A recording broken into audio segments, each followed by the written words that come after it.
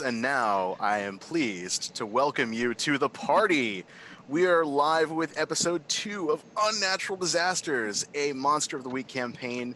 And before we get into all the fun stuff for this episode, we do need to get paid, pay some bills, and do our due diligence. So we'd love to shout out some of our sponsors for Welcome to the Party. First of all, huge thanks to Tabletop Loot for providing dice. They are excellent sources for all of your dice needs. I got some really sweet dice styled after Valentine's Day candy, the little hearts that look dope. You can get those at tabletoploot.com. If you use the code WTTPDICE like I did, you'll get 15% off your next purchase. We are also sponsored by So Nerdwear. Maddie is a fantastic person. He makes some great merch. You can get some t-shirts, you can get cups, you can get hats, all kinds of cool stuff at sonerdwear.com. Use the code WELCOME at checkout to get 10% off your next purchase. So Nerdwear, it's what the nerds wear. We're also proudly sponsored by Roll20, which is a virtual tabletop that runs right out of your browser. We use it for just about every dang thing on this show. Music, character sheets, dice rolls. You can upload your own tokens, art, and there's a whole marketplace of other stuff that also you can use and find something for your group that you'll definitely be able to enjoy.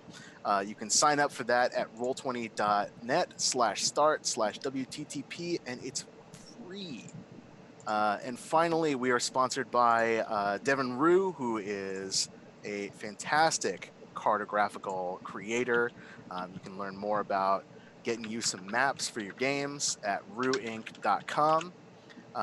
We also have a Patreon, which goes to support the channel and the people who support it.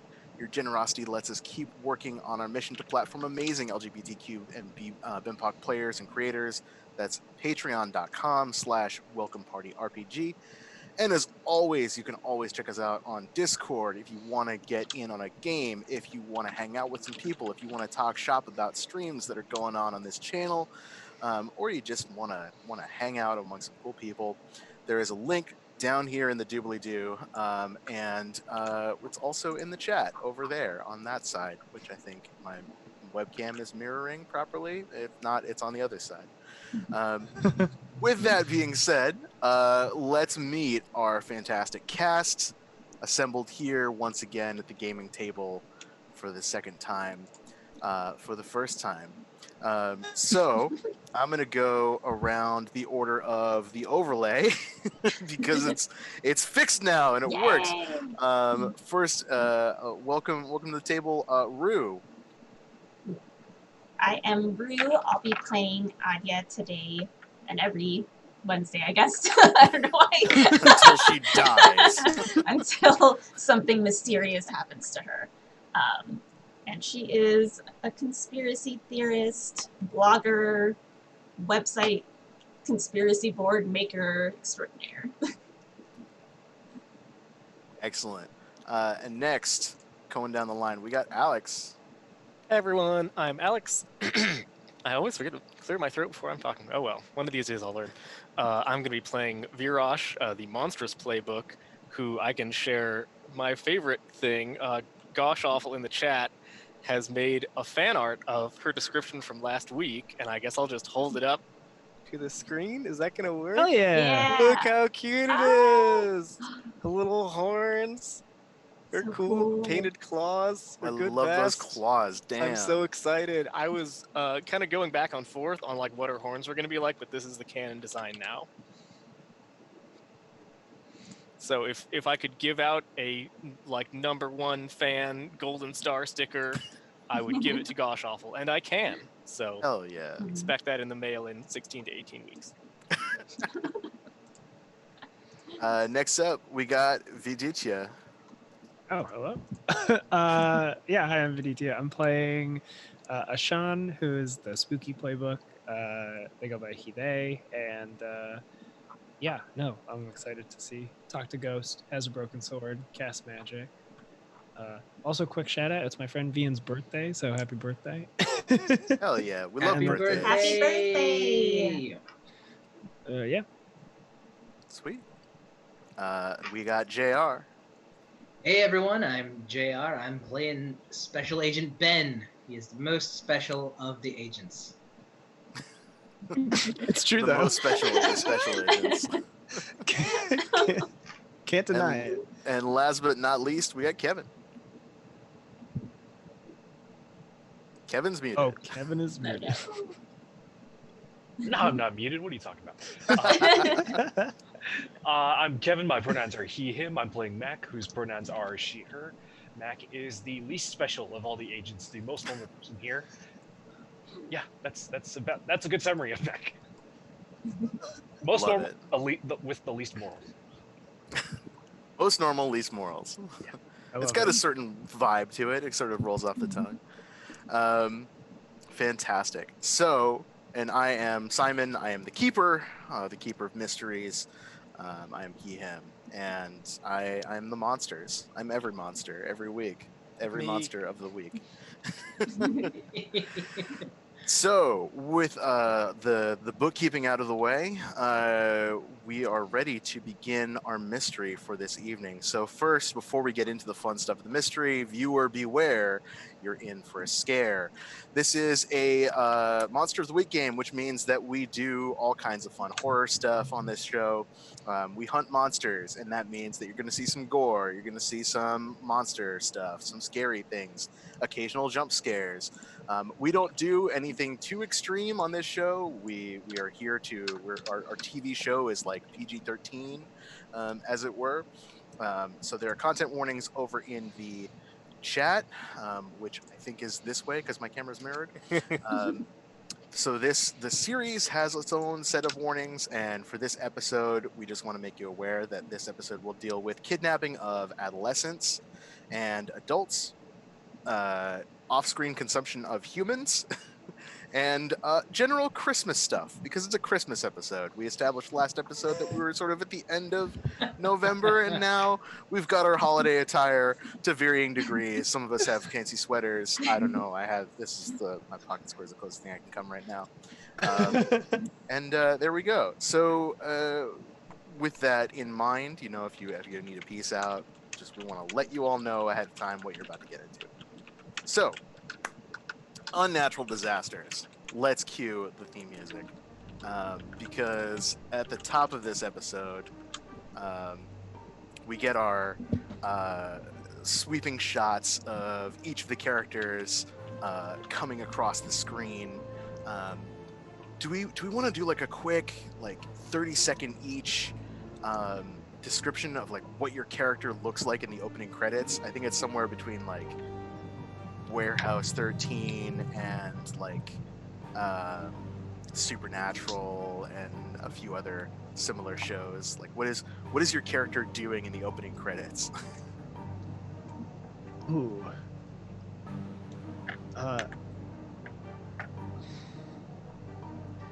So Ben is definitely kind of turning slowly towards the camera and taking a sip. Yeah. And then there's maybe one shot of him kind of furrowed brows, looking over some stuff. And then another one that's the classic creeping through a dark hallway with the flashlight out. Oh, that's good. Okay, I think one shot, the profile, the non-action shot is just Ashan kind of turns to the camera and has his broken sword in one hand and is casting a little bit of magic in the other. And then one of the action shots is walking around turning a corner and then tripping and falling. And then another one is being held at I was gonna say being held at gunpoint, but then the person fires and it's out of ammo and then that's it. Good jinx. The jinx. I think Adia's sequence starts off with her. She kind of looks like the classic hacker scene. She has multiple screens up, but the camera can't see the computer screen, and as it turns around, it's just different screens of a website that she's made, and there's just a forum of ridiculous theories that are going on that she's scrolling through, and then she has like research articles on other pages, and then it swaps to a screen where she has like one of those conspiracy boards with all the strings across it, and it has all of the different characters' names. There's just like Virash with a bunch of question marks, and then Mac and like super cool next to it, and then and Ben, there's just like a picture of a coffee cup and then a manual picture, and then pick like pages out of the manual that she's like surreptitiously pulled out and like tacked on. And then Ashan, there's just like a few items of his pinned on that she's like, must return when I see him next.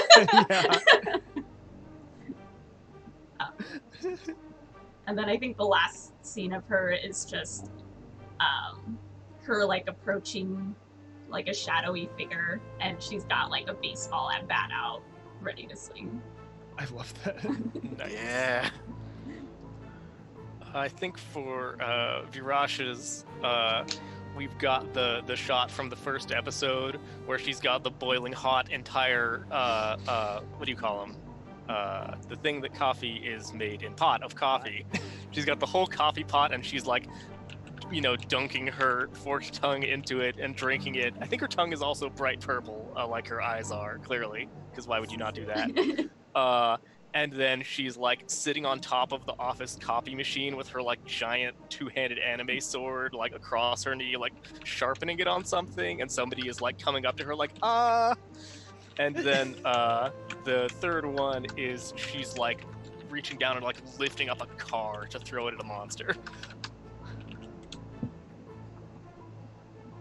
I think Mac's first one is like her in a very nice office at a nice desk that obviously doesn't belong to the agency, and like sitting in front of a Rolodex and a phone and just making a couple calls, like going through this Rolodex, and then a picture of her, or a wide shot of her in a park on a bench in front of a lake, sitting by herself, and then some dude in like a trench coat and a fedora comes and sits next to her. She puts down an envelope. This dude picks up the envelope. We see this dude go off somewhere, trade the envelope for a briefcase. We see this briefcase get traded for a duffel bag, and then somehow this duffel bag ends up with Mac. And then for the action shot at the end, we see Mac like just ordering her minions around, like them to like go breach a door or some shit. That's cool. Reach that door. I love it. Yeah. And then unnatural disasters. So this time, I think this episode opens up with all of you on the road. So you are driving along a snowy highway. So you know, a lot of TV shows have ambiguous continuity. You roughly have a time in the season where you drop your Christmas episode, your Thanksgiving episode, your Valentine's, whatever. You roughly map to the real world. But in this one, we're sort of following some chronological stuff. So we're going from the end of last episode. It's been a few weeks, so you've had time to heal from your wounds. You've had time to do a little research, maybe open up a few investigations, but not enough time to really do a whole lot on any of that stuff. So we're opening up with all of you driving along from somewhere in Massachusetts up Route 2, which is very sloping and has like a lot of tree lines and mountains, and then it sort of opens up to a couple of little towns, and then we cross the border, and maybe we open sort of with our characters in the car as we cross the state border with Vermont, and you're driving up north into the snowy mountains of Vermont. Who is driving, and what is it?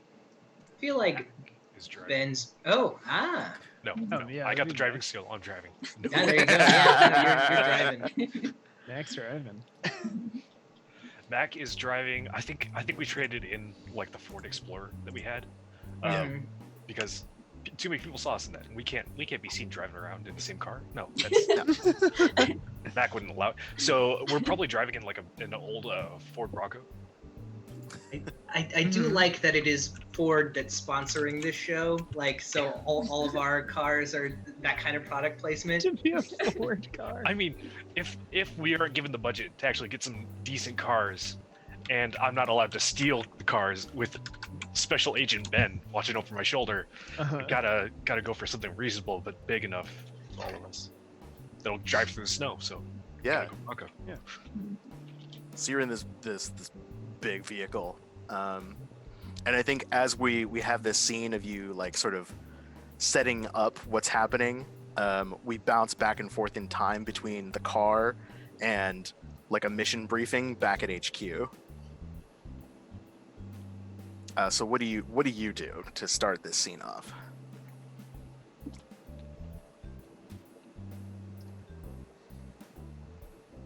Max specifically, they're like Anyone Okay. in the car. Yeah.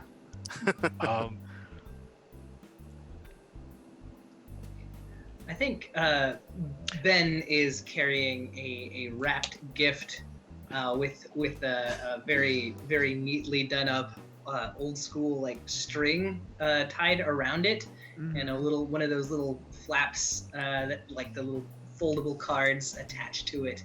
And I think he's like carrying that into the mission briefing room, and he goes and sets it like carefully on the countertop near the table where the donuts usually are. Oh. Only today it's a plate of seasonal cookies. So there's like evergreen trees, snowflakes, some attempts at gingerbread humans. Figures. Like a star. Yeah. Yeah. Yeah, a star. Speaking of cookies, I think Mac follows in shortly after with a box that reads like not Levain, whatever the legally distinct version of Levain is, and places it next to these holiday cookies and opens it up where it's got like these chocolate chip and walnut cookies that are like about as thick as your fist from that one some big famous bakery in New York, and like sets those down and like is dressed in her very high class suit like usual, and like sits down, and she's carrying like this I don't know what they're called, like the leather folios like that lawyers carry. Oh yeah. She's got one of those, but she doesn't place it next to Ben's gift. She hangs on to it for him. She'll take a seat next to Ben. Ashen walks in and kind of like looks like is holding nothing, and then it's like kind of like walks in like they're looking for something, and then like opens up like a cupboard that like probably just has like mugs and shit in it. And then he goes like, oh, okay, good. And then like pulls out like a gift and then like puts it down next to the other ones. Yeah. I think Virash comes in, and I'm trying to decide if it's too silly for her to just be carrying a whole punch bowl of eggnog that she's like stolen from a different That's break room. good though.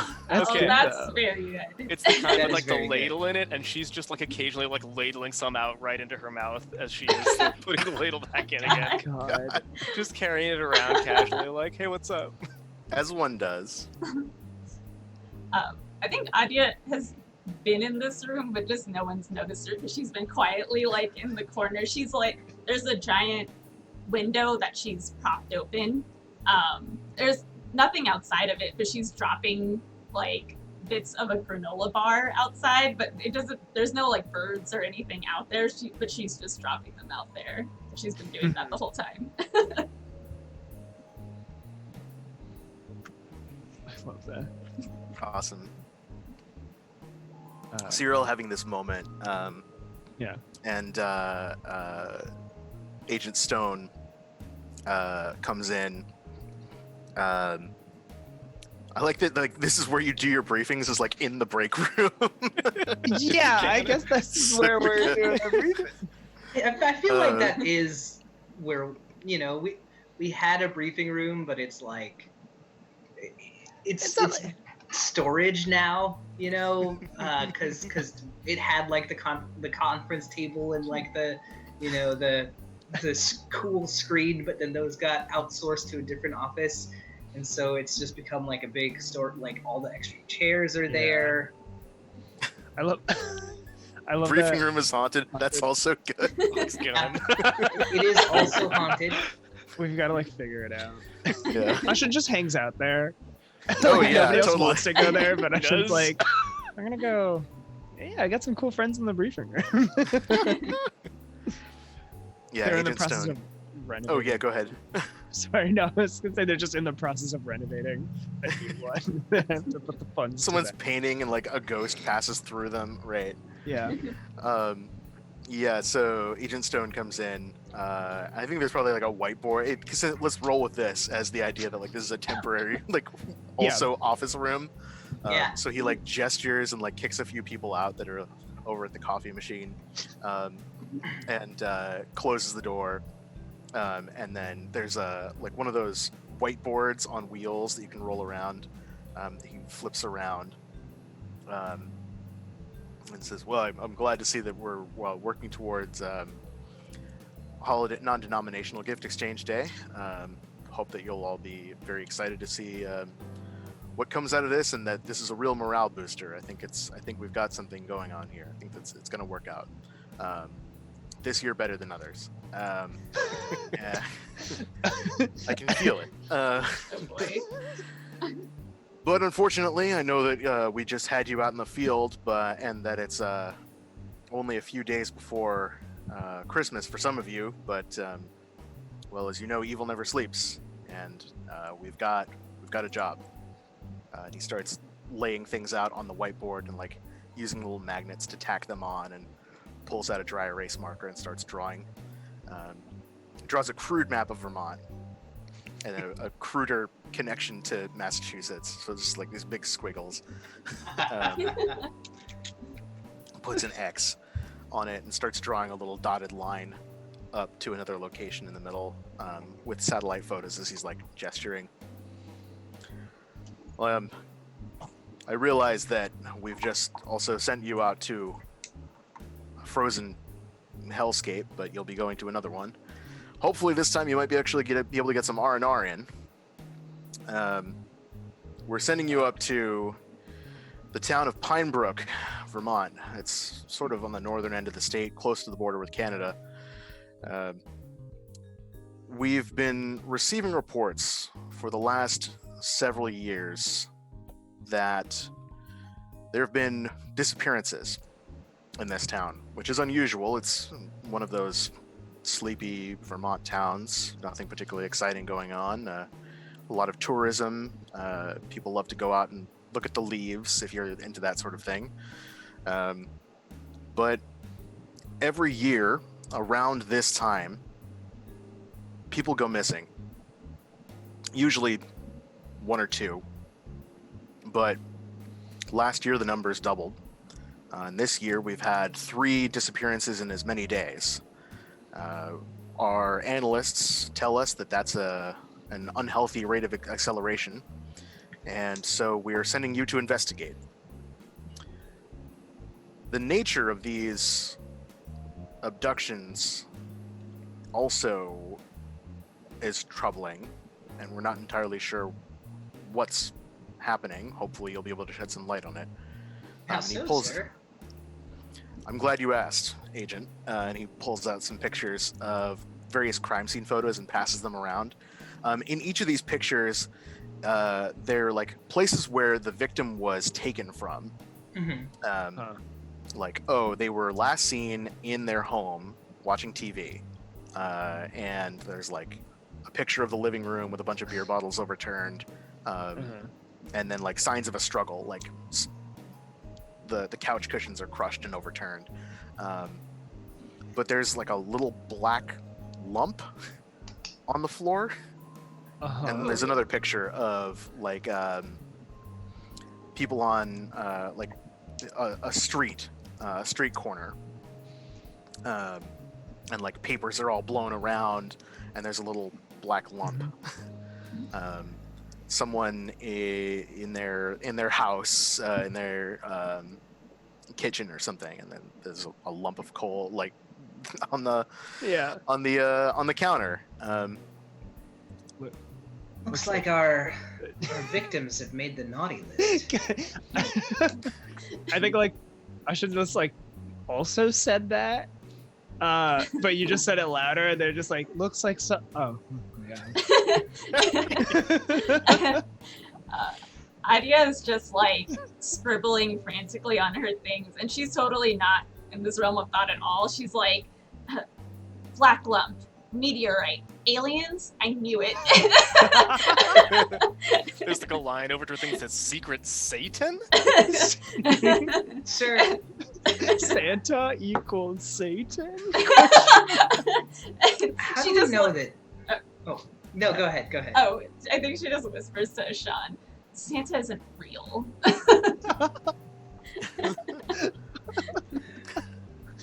So Sir, how do we know that this warrants our investigation? I mean, this could have all the hallmarks of a serial killing. Like a boring normal one. says the dragon. Well, unfortunately, in this day and age, we can't afford to pass this off as a mundane killing. It is possible, we have considered that we're dealing with some kind of holiday-themed murderer, but we can't really rule it out given the nature of other things that have been happening, and we're hoping that if it is in fact a simple matter of human-on-human crime, that you'll be able to determine that and turn it over to the proper authorities. This better not be a waste of my time, Stone. Let's keep an eye on those chains, shall we, Varash? She like snorts dismissively and her wings kind of flex out a little bit. If nothing else, Viraj, it'll be time spent together as a team, and time spent together as a team is time that is not wasted at all. I think that gets a bit of a chuckle out of her. Can you read that in a manual, Ben? Yes, it's on page 67 under morale building and team congealing. Well, I can always count on you. Team congealing! Like, yeah. Like a bad sauce. Yeah, so we cut back, I think, unless anyone else has anything else they want to say or ask. I want to talk about my outfit for a sec. Yeah. So Virash has spent the last couple of weeks going on vacation, so she is wearing a nice fitted blazer and a tourist t-shirt from a Japanese shrine mountain. What? Ooh. So there was a point when she got back that she was going around and being like, yeah, the spirits on that mountain are really friendly. Oh my god. Yes! That in such a specific way. And she's about to like go into more detail with like kind of a saucy look on her face, and then like someone from HR is just like glaring daggers at her from across yeah. the hall, and she's like, Ashton is definitely like, oh, tell me more. Like, just kind of, you need to go like just a little bit more specific for him before he'll get it. You Uh-huh. know? You said spirits? Oh, that's fun. I'd always like to go and see. yeah, spirits are great. I might save my premonition roll for a little later. I think Ben is wearing the usual suit that he wears, one for every day of the week, and he has maybe a holiday tie on, and is leafing through like some very thick tomes in the maybe not shotgun, but in like the front middle seat. Yeah. Specifically looking through like all the winter holiday themed monsters, so like the Krampus and the I'm sure that's the only one I know of, but you know. Yeti and Yeah, it's Sasquatch, the Jack Frost, some manner of like possessed snowman. Yeah. Yes. Olaf. You can't trust that boy. I think He likes warm hugs, but I know. The possessed snowman Warm has hugs. has been nicknamed Olaf in the PCRI catalog of threats. Yeah. We're like, we don't know how Disney found out about Olaf, but We have a mole in the office, a Disney mole. Disney mole. A Disney mole. It's an actual mole Yeah, it's Rupert the mole. with a little miner helmet. Oh my god. Oh, that NPC is coming out. Can our records room be run by a mole? Yes. Yes. It's happening. Tunneling through stacks of paper. Oh my Oh. god. I've never wanted anything more. Might be a mole. All right, maybe. forget this. We're gonna have you roll moles. Yeah, but Moles. We're all moles today. Uh-huh. Bring a deeper and ever turnip and tater and beetroot pie to the potluck. Oh my god. Mole guard. when we get to Pine Brook, remember we'll have to keep an eye out and try. First things first, we'll want to try and lock down whether or not this is a supernatural threat. Mhm. Like as the camera's on Ben in the front passenger seat, like we just see a hand like frantically come out and hit him on the shoulder. Was that our turn? Was that our turn?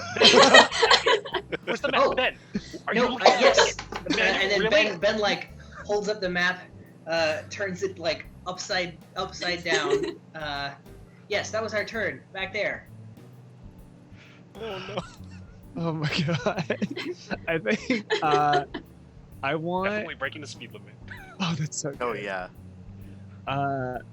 Okay, so I want to do my premonition roll now. Yeah. Okay. Uh, As we're but I driving think- along. Yeah, but I think it's Ushin has like fallen asleep like against the window. Oh, that's good. Yeah. Like is just like in the car, kind of like ugly sleeping. Like in the car. Or is like Yes.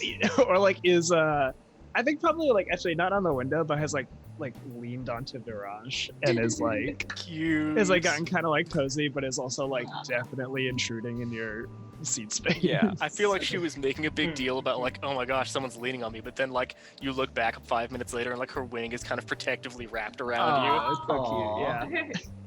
Oh, thanks, Green. Thanks, Green. All right, I'm gonna roll my weird. What did I get? I can't see it. I got an. Okay, Look at that. Great. so I get clouded images of something bad that is yet to happen. Mark experience if I stop it, so I don't get the +1 forward to it. Yeah. And it's not as clear. Mm-hmm. Something bad that is yet to happen. So, I think you're sleeping, and like you're maybe dreaming of something nice, and then it fades into something happening. So you see a forest. It is a very rigid forest, like, and the trees are spaced out very nicely, very orderly, and yet it's like looking at a maze. And you see a figure in like a bright orange puffy jacket and a camcorder sneaking into the woods, and then that image flashes, and then there's a view from the front of this person looking up, and like eyes wide in terror as a silhouette of something massive bears down on him and like swallows him. And then you see a flash of a mountain peak, jagged like a dagger, erupting out of the snow.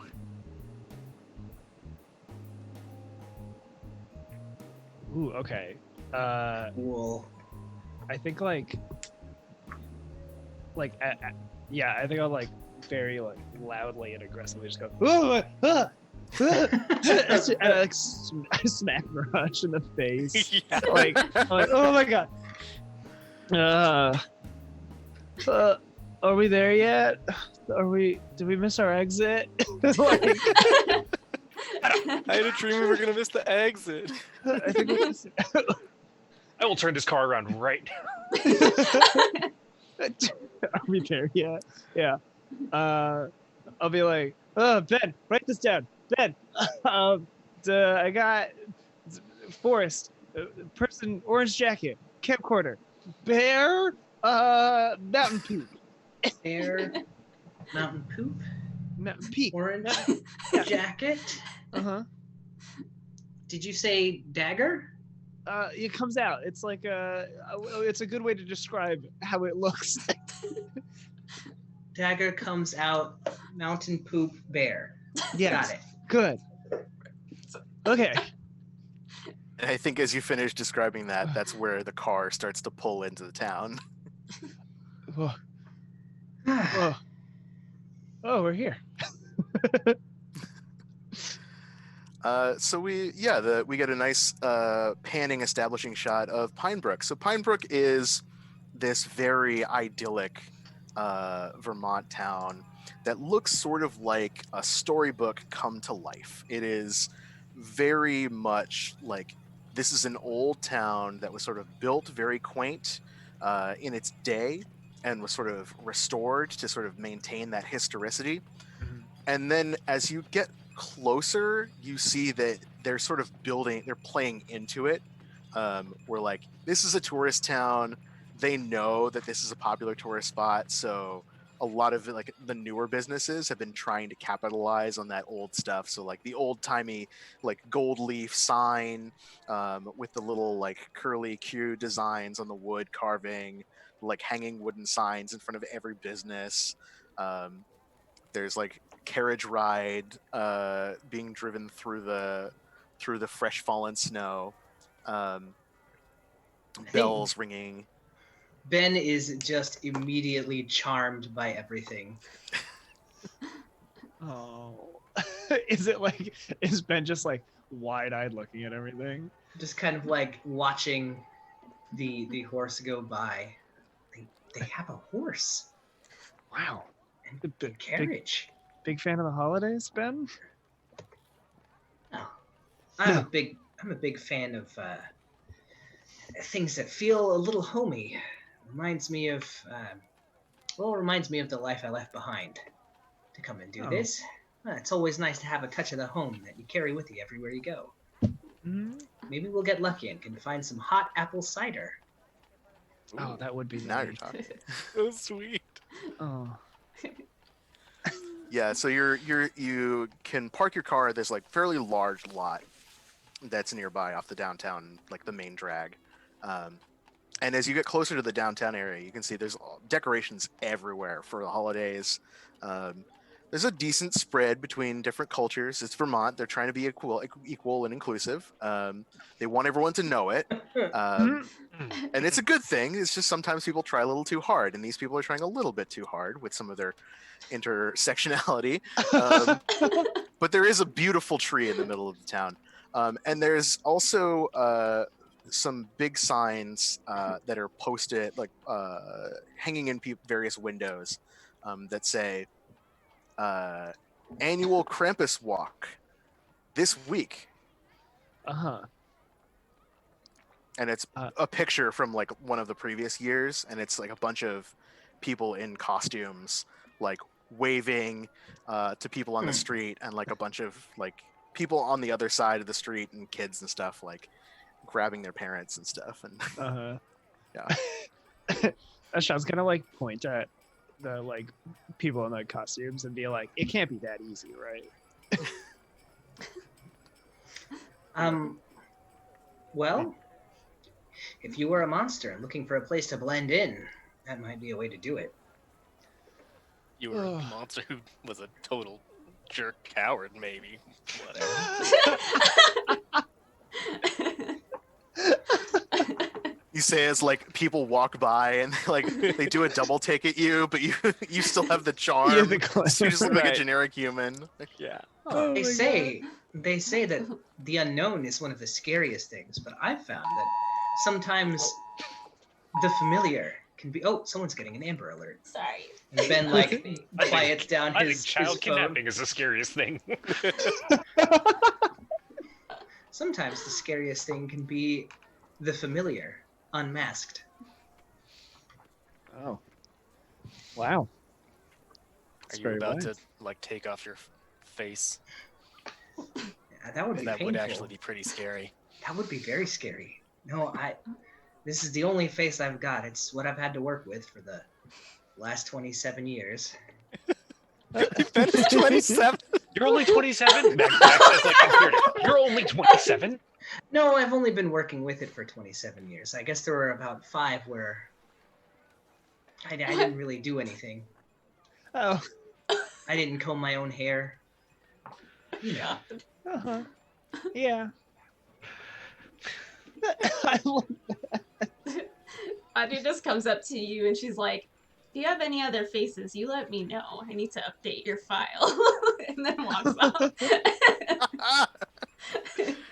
Oh. Yeah, so as you're meandering, Yeah. I think a guy, you notice someone's been watching you from across the street. Mhm. He's wearing a bright orange puffy jacket Oh, here, and actually. a baseball cap. And he keeps looking at you. In fact, he keeps looking at Adya and like doing a double take. And then he looks down at his phone. And then he looks back up at Adya. And then he looks back down at his phone. And he's like trying not to be seen, but he's really bad at it. Can I like slap Adya on the shoulder and be like, puffy jacket? Just like point at him.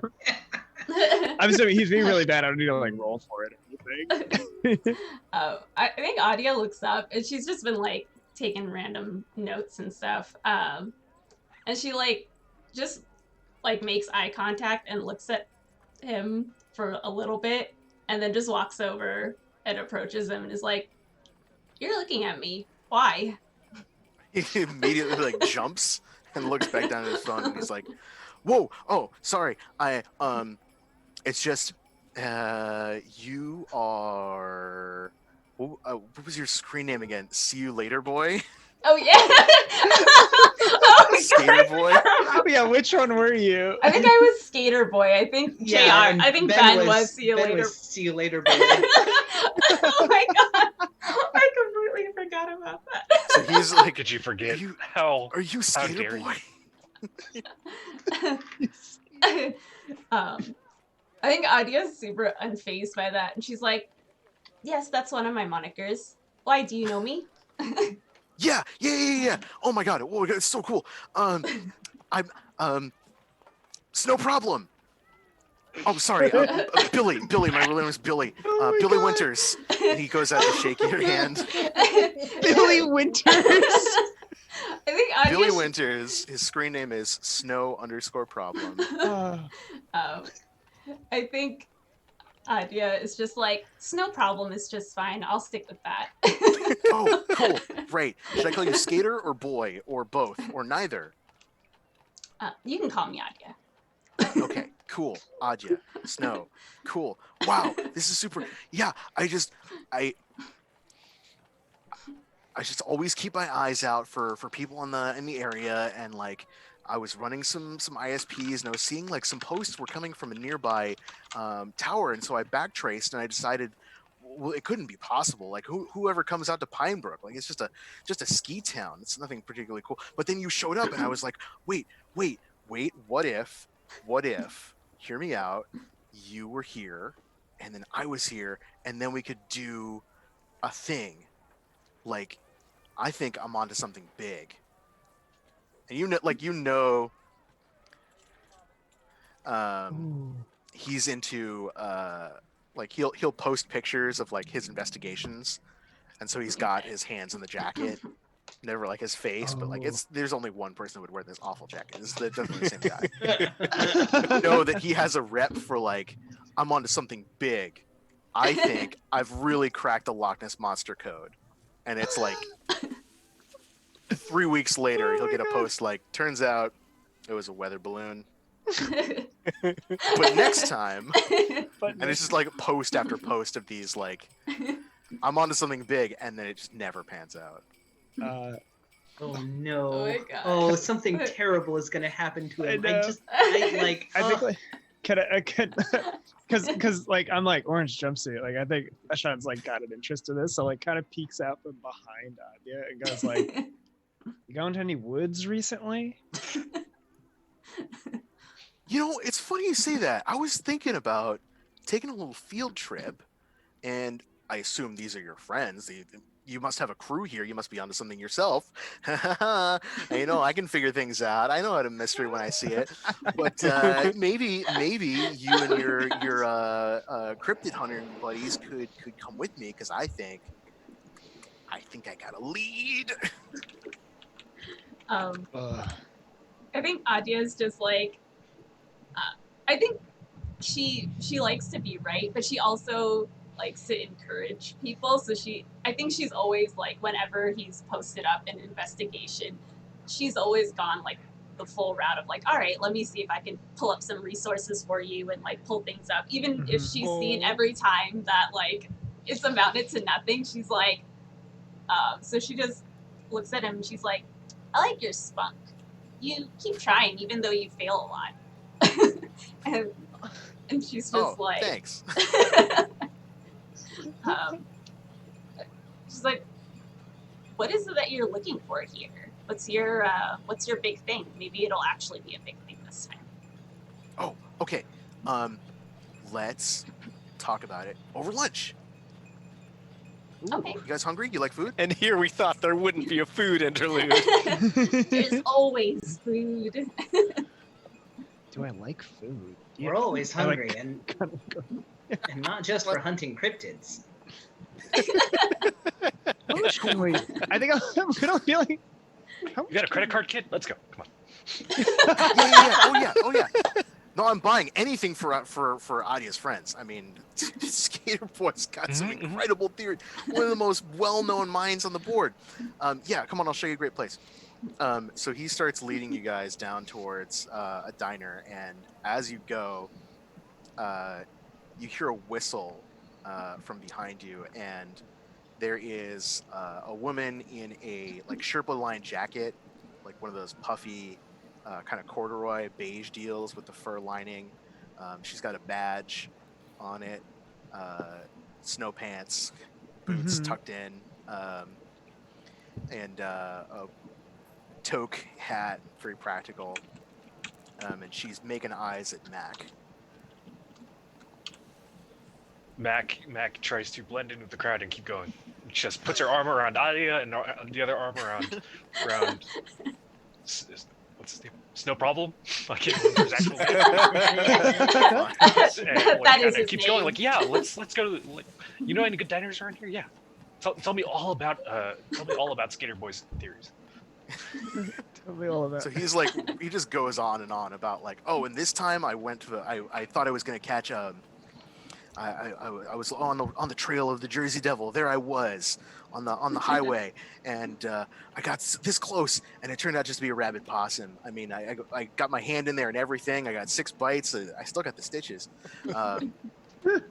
Meanest possum I ever saw. And he shows you a picture, and it's like a raccoon. Yeah, that's quite the possum you got there. Wow, you make it all the way out to Jersey. Your folks let you go out that far on your lonesome, kid? Oh, I have a place. It's fine. The trust fund money goes forever. You wouldn't believe. Trust fund damn. money. Trust fund money. Oh my God. Oh yeah. But lunch is on me. Don't worry about it. So you're from here, right? You're from here. You're from this small town. Oh, yeah. What's the name? What's that guy's name? Or that what's that? What's her name? And Matt kind of tries to subtly nod towards the cop.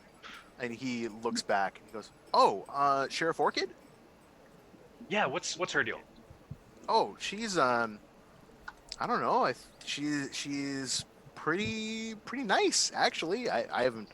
Sometimes she tells me to knock it off and stop rooting around in people's trash cans and stuff that she says is kind of weird, kind of creepy. But most of the time we get along fine. She tries to do right by people. She's a nice person. She's been really stressed Oh, so lately. she's a good cop. Okay.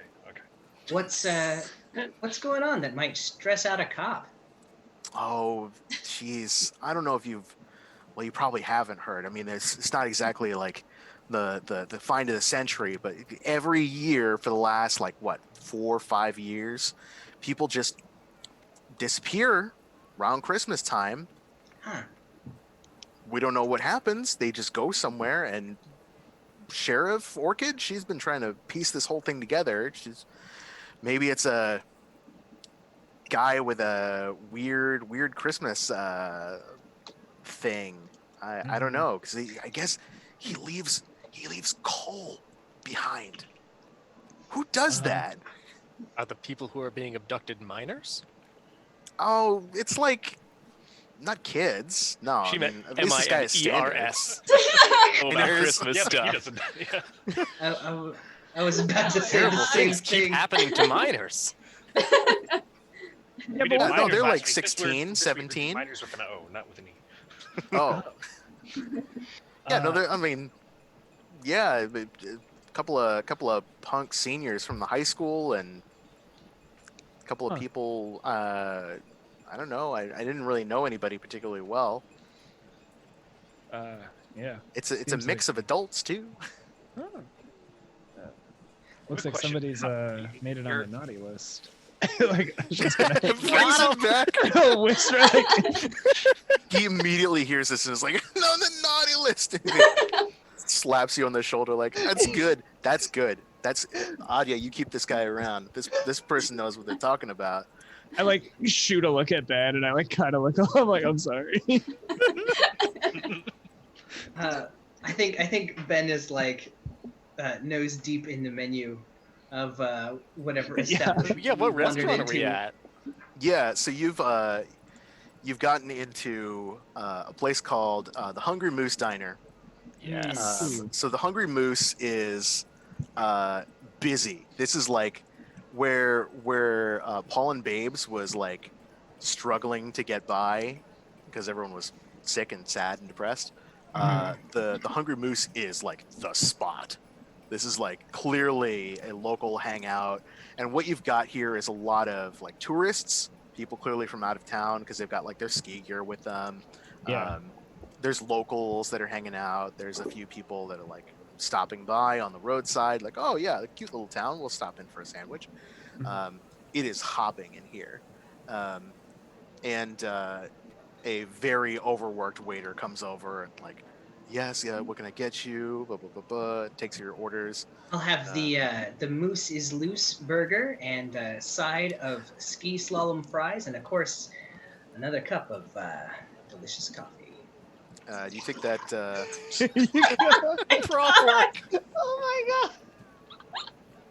You need cream with that? Oh, I'll take it as black as this mug. Great, cool, got it. Everybody else, you wanted what? The waffles, the Vermonster special. my god. Just I will hot have chocolate. the lumberjack flapjack stack. Right, got it. Lumberjack flapjack stack. Syrup. Yes, obviously. Great. As much syrup as you have. 1 gallon of syrup. I'll Sean's like, oh, I'll have what they're having, and I like point to a booth in the back that's like clearly empty. They seem to be having a great time. We have food here. Jokes are extra. Yeah, they're like a little thrown off, like, but oh, right, sorry. I think I'll have a hot chocolate. Sorry. Hot chocolate. You need to eat more than that. You need to keep up your strength, Ashan. And I'll also have some fries. Thank you. Hot chocolate and fries for the comedian. Got it. I like from like Usher's point of view, like in the back, there's just like a bunch of skiers who are like sitting in there, and they just kind of give them all like a big old thumbs up, like. Yeah.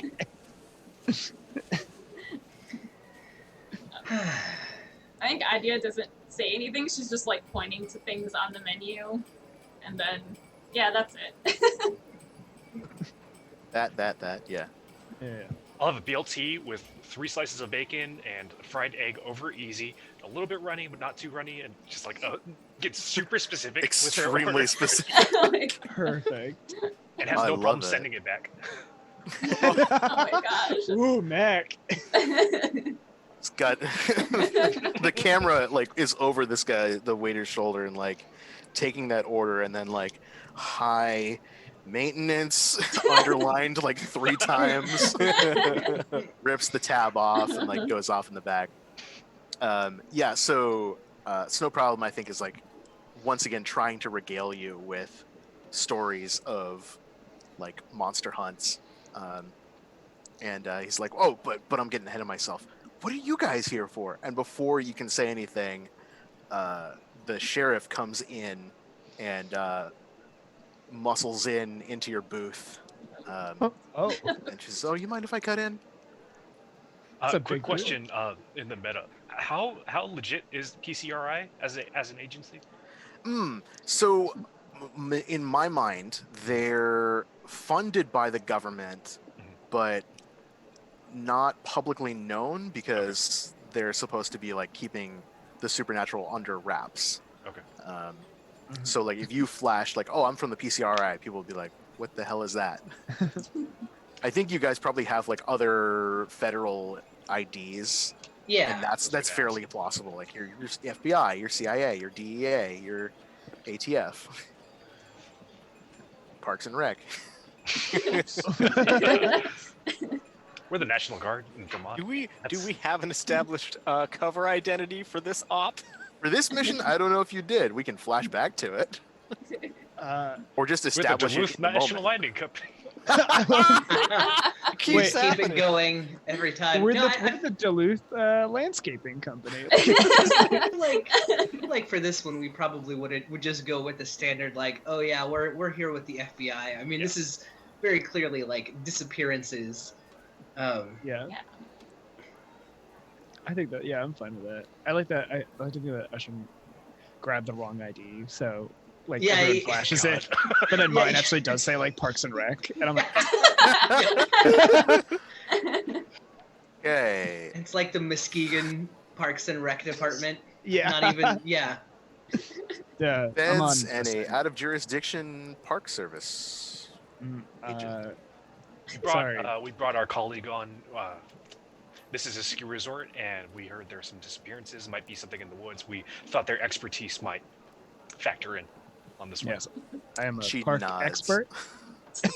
Parks Park have a lot of expert. trees. Fascinating. I was just curious, and she looks at Mac like when you have that's your car, right? That's That is Mac's the car we drove into town. Yes. Yeah, like Oh, Mac, but Mac owns it. Yes. We Okay. purchased this car. We traded in the other one. Did Mac? So here's my question, because she's suspicious of you for some reason. I think based on your car, Mhm. but in my mind, the thought was, like, she finds that it's like a boosted car. Yeah. Because she knows the Oh. plates are like duplicated or whatever. Mac Yeah. purchased it, but not like purchased it in such that Ben thinks it's purchased. Like Ben saw Mac give somebody money, Right. a paper. Where that person got the car is irrelevant to Mac. A series of shell corporations involved. She's so she looks at Mac and she's like, I'm just wondering what a federal agent is doing with a stolen car. Confiscated. Confiscated. Mhm. Well, I guess I just have to go off your word, huh? Yes, you will. Oh my god! God. See, I just got like a menu of it. It's like it's like, see, I just happened to see a couple of federal agents rolling into my town, and then they happened to shack up with one of the biggest thorns in my side and jabs her thumb at no problem. Oh, no. And I'm just wondering if we're going to have a problem here. Well, young Will has been more than helpful to us so far, unlike some other locals. She raises an eyebrow. Yeah, that waiter. And that's where she cracks, and she smiles and like, all right. Mac will like clap her hand on Will's shoulder. It's like, Will seems to have his stuff together. Might be a little bit eccentric, but all of us have our little quirks. Sheriff Orchid, was it? Apple orchid. Don't ask.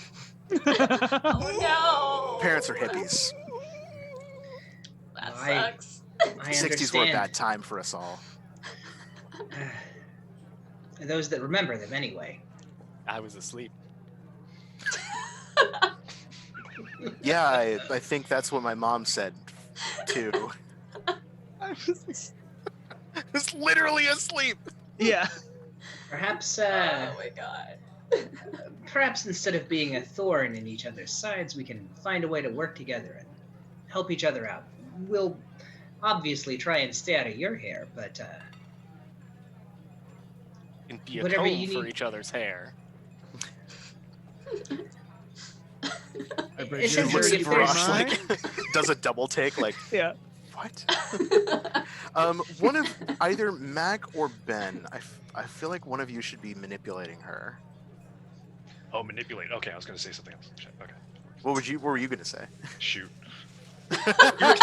Shoot her in the middle of this crowded diner. I feel like I Console. think Ben might help Mac out. Yeah. Yeah, that sounds right.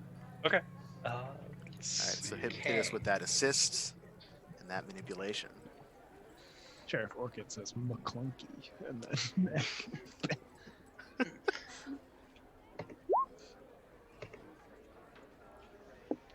And I helped. Sweet. Yay! Yay! All right. Manipulate is charm. It is with charm, yes. And you've got +1. Well. Okay. Okay. All right. Mhm. So they'll do it, but only if you do something for them right now to show that you mean it. If you ask too much, they'll tell you what, if anything, it would take for them to do it. So she says, yeah, okay. I can admit I'm in need of a bit of backup on something. Maybe I can pick your brain about it. And she, what would she want?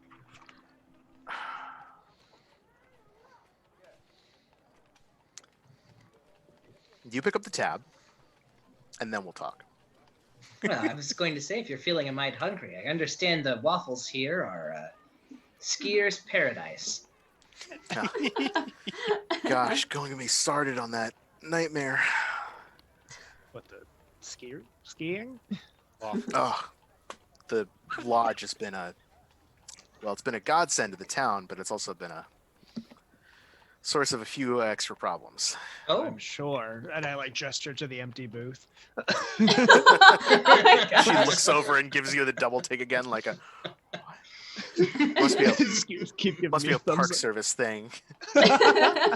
And she turns around to the people at the booth that are like behind you. I think you're like in a corner probably, mhm. but she looks at the people behind them like, "You two are done, right?" And they look down and they're like, "Can we get a to-go box for this?" She clears out some space around you. Oh, terrible. She goes, "Okay." And the food comes out, and as you're eating, she starts talking with you. Well, to be honest with you, I'm glad that you feds showed up when you did, because I'm sort of running at my wit's end on this whole thing. I'm sure you've already been briefed on the disappearances that have been going on in Pine Brook for the last 5 years. Year per year, and this last year it's been getting worse. That's right. We've got 3 in 3 days. That's pretty bad. And I have to assume you're from the behavioral psych department to be able to help us figure out exactly what kind of person we're dealing with here. Maybe we should start with the facts. No, let's just make stuff up as we go along. That's usually how we go about it. Oh my god. she like gives you the finger guns. And all right. You know, for a car thief, you're actually very funny.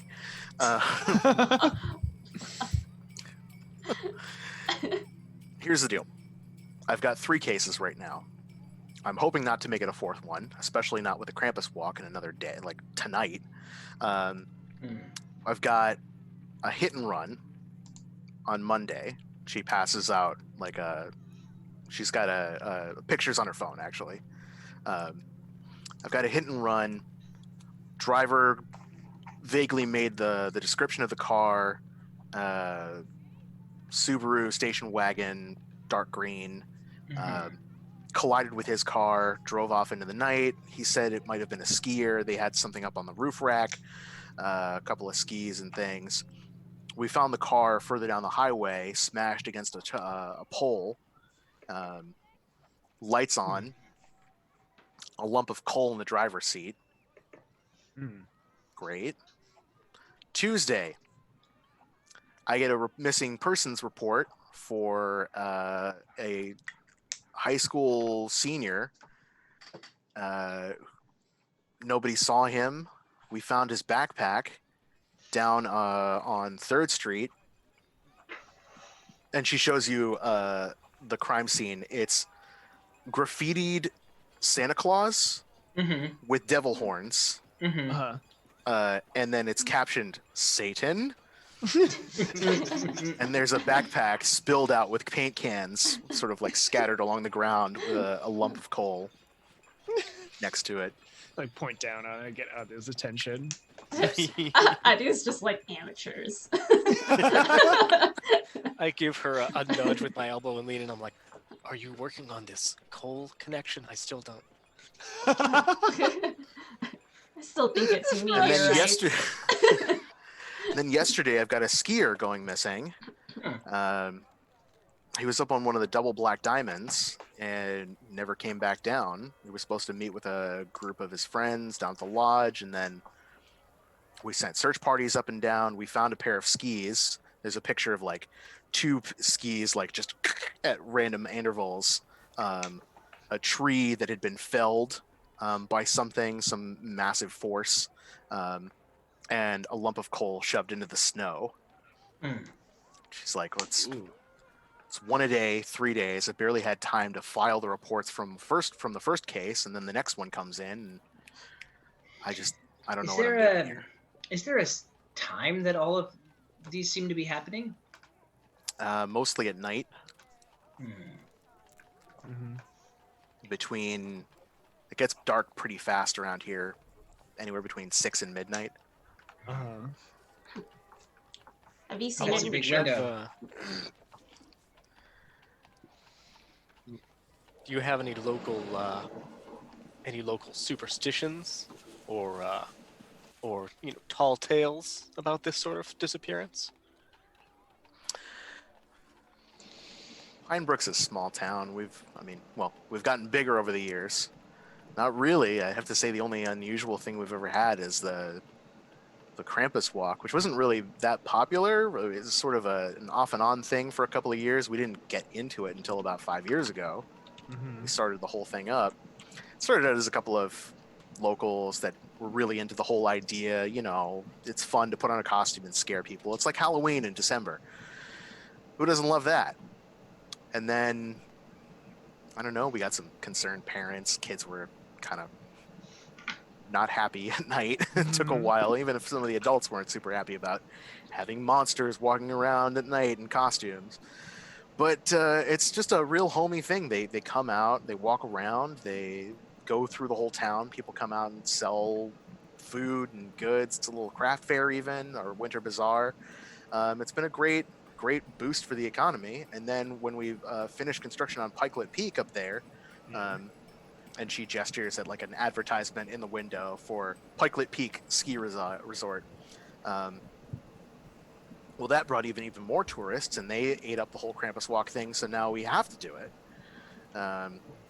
It's been great, but of course, as you know, tourists, they come with all kinds of expectations about what you can and can't do. More about what you can do, which you really shouldn't be. And so my job's been getting a lot more difficult over the years. Wrangling people drinking out of the street, I imagine. Oh, you know it. I do. Is the mountain on the ski resort picture dagger shaped? I was just about to ask that. It's like it's a little bit sloped like this. Uh-huh. Yeah, like a blade kind of coming up and out. So like when I look at it, I get the connection. I'm like, Sheriff, how long have you been here in this town? Since I was knee-high to a grasshopper. So you must know what changed 5 years ago. Didn't tell you. It was. We finally got the approval for the ski lodge. That was one thing, and then the tenor of the whole place just sort of shifted. Gosh. Well, I can't put my finger on anything in specific. This has been happening for the last few years. You must have some suspicions, maybe some lead that you never could follow up on. Perhaps we can help pull at some of the loose threads and see what unravels. I think Ashan's gonna like kind of point at Billy and be like, "What about you, Billy? What's been weird in the past 5 years?" Billy looks around. changed?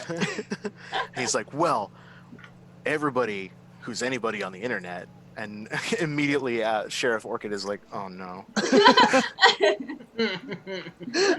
As we all know, the world changed irrevocably 5 years ago when the Phaeton event transpired. A meteorite on a collision course with the planet Earth that mysteriously burns up in orbit and leaves no sign of it, no traces whatsoever. I don't know, but I sure know that the first time that I heard rumors that that Champ was back. You remember, Champ, the off-brand Loch Ness monster. They have him up in the Canada. Immediately showed up. Yes, The night after, reported sighting. 3 weeks later, Bigfoot sighting, skunk ape sighting down in Louisiana. 2 days after that, the Jersey Devil. Week after that, people are talking about a ship that is mysteriously disappears and reappears with the crew having no memory whatsoever of what transpired or where they had been. Yes, I remember just that a one. few miles north of the Bermuda Triangle. Oh. You might think it's a conspiracy, but I think all of these pieces are interconnected. I'm going to be the one to find out. What do you think the piece is here, then, Mr. Winters? Well, I'm not exactly a Yuletide scholar, but I have been seeing mysterious things moving at night. Some large figure, hairy, moving about, skulking in places where it doesn't belong. And I have traced it, I believe, positively, to the Happy Valley Christmas Tree Farm. I think there's a Bigfoot out there. Christmas Tree Farm. And I think Ben just kind of like shoots a look over at Orchid. She's like, Winters, this doesn't explain the coal. We've been over this. There's the kidnapper leaves. He has a trademark. There's Bigfoot. No, I think a Will 10-foot really, tall furry gorilla man. I think Will's really onto something here, and Mac is clearly enamored with Will. All of a sudden, knowing that Sheriff hates Will, suddenly Will is Mac's best friend. Will has made a very powerful friend. That's true. What makes you suspect this tree farm, William? Well, I have been following the signs. You know, the ones. I had my dowsing rod, and he pulls a little like wooden piece out of his backpack. Yes. Naturally, and so I was Yeah. searching for various emotional resonances, and what I found was that there were strong traces of rage and hatred emanating from each of these spots. Now, I backtracked where I could try and find little tracelets of them, sort of like, sheriff, when you do your forensics, you spray the luminol on and you look for the prints. It's the same thing. Every supernatural entity in the universe leaves behind a very distinct signature that you can trace if you know where to look. So And I'm sure you down at my cross-referenced necklace and your I'm like, dowsing with the cords, of course. Being a professional as you are, Will, you did your due diligence. And I think Exactly. That's what I'm saying. And so I traced around, and I triangulated where all of these things happen, and they all seem to either originate from or come back around to the farm. The way the energy is channeling. I feel a powerful presence from inside the trees out there. I think I can use that. Plus, I found footprints. big footprints. you're burying the lead there. Yeah. Yeah, well, they were sort of like chunky in the snow, and Yeah. That is how footprints work. Huh. And Will, where's this tree farm in relation to these incident sites? well, it's sort of on the edge of town, but it's less about where each of these things happen and more about where I could sort of trace the vibes coming from. I felt a like a tether, like a spiritual chain driving each of these incidents back to this one place. And I think if my calculations are correct, then yes, the farm is definitely a part of it. There's something going on where it sometimes directs out like further north, but that can't be right. It doesn't make any sense. There hasn't been any sort of incidents. Although with the yesterday's skier, I need to rerun the calculations. It sounds like this tree farm might be one place worth following up. And Ben kind of looks over at Orchid. I know it's unorthodox, but a lead is a lead no matter where it comes from, as long as it leads somewhere. I'd like to take a look at that crime scene, though. Perhaps we can go up towards the mountain slope. That seems to be something different. Yeah. I'd probably like to go check out the crime scene as well. Well, I guess any particular, yeah, we'll see what we can do. And I guess it would make sense to go check out the tree farm again. After all, that's where the hit and run victim that's where he works and lives. And Sheriff, maybe we can reconvene a little before sundown. If we can find out something, maybe we can get a solid arrest before the Krampus walk. Yeah, well, we wouldn't want to ruin the festivities now, would we? Especially not if those candied apples are anything to go by. And he kind of gestures outside at like a cart. Yeah, comes by. Push, yep.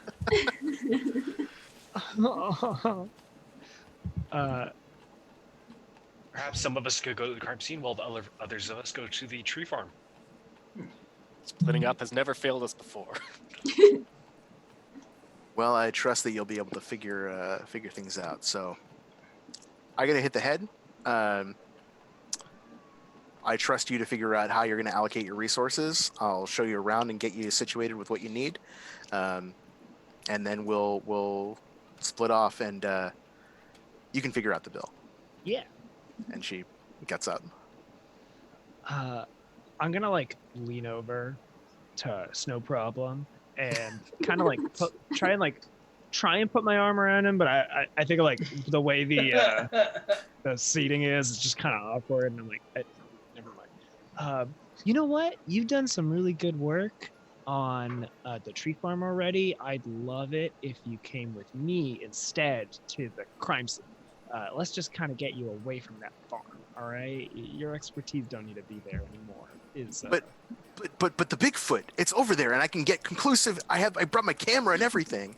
Oh yeah, like I see the camera and I like make a kind of just We get like an intense flashback to your Yeah. vision. Yeah. Okay. How about this? You stay. We'll meet up with them. I mean, like we're gonna meet up with them anyway. So I would mean- rather- Look at it this way, Mr. Winters. Bigfoot only comes out at night. That's right. So How you would may you- as How did you know that? well. I am see you later, boy. That's like a little conniption. That's internet cred. But I think that's the shot as like the camera goes outside the diner, so we see him like, and then like immediately like shouting Yeah, like through the birds- glass. Birds leaving the flying off of the diner roof. Right. As the sheriff comes back and like immediately hangs her head and was like, "Oh no." The camera pans up as it's like late afternoon. So it will be sundown eventually, sooner than you think. Ooh. And as the camera pans up, we see the idyllic storybook skyline of Pine Brook, and the camera pans over to the highway, where as the sun is starting to set, as it's sort of like late afternoon, Mhm. car is driving pleasantly along, playing some classic rock standards as two skiers are driving along, and one of them looks to his partner and says, "You know, it's good to get out of the city for a while." His partner's like, "Yeah, I think this trip's gonna be really something to remember." Look out! And the car swerves, and the camera shows us a blur of a large, hairy creature, muscular, loping along, something heavy on its back. Out of the edge of our vision, it dives out of the way. The car slams up against the guardrail. The two of them panic. Go, what the hell was that? And all we see are footprints in the snow Ooh. leading away. And that's where we're going to take our break. So Yeah. Yay! don't go Yeah. anywhere except gonna- do, because you should refill your water if you haven't already. Go take a bio break, get a breather, stretch your legs. And in about 10 minutes, we will be back with the conclusion of our Holly Jolly mystery. Woo! Yay. Go anywhere.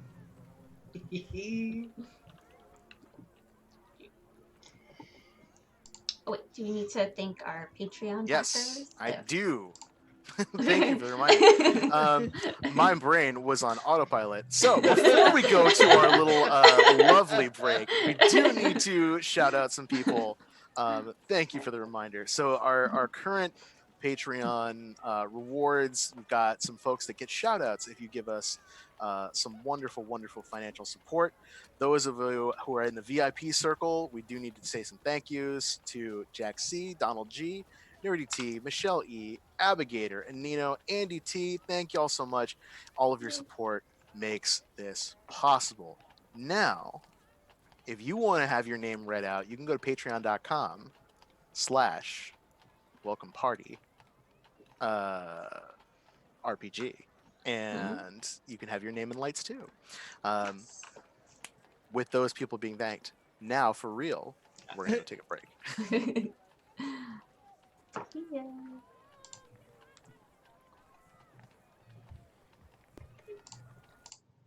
All right, we're clear.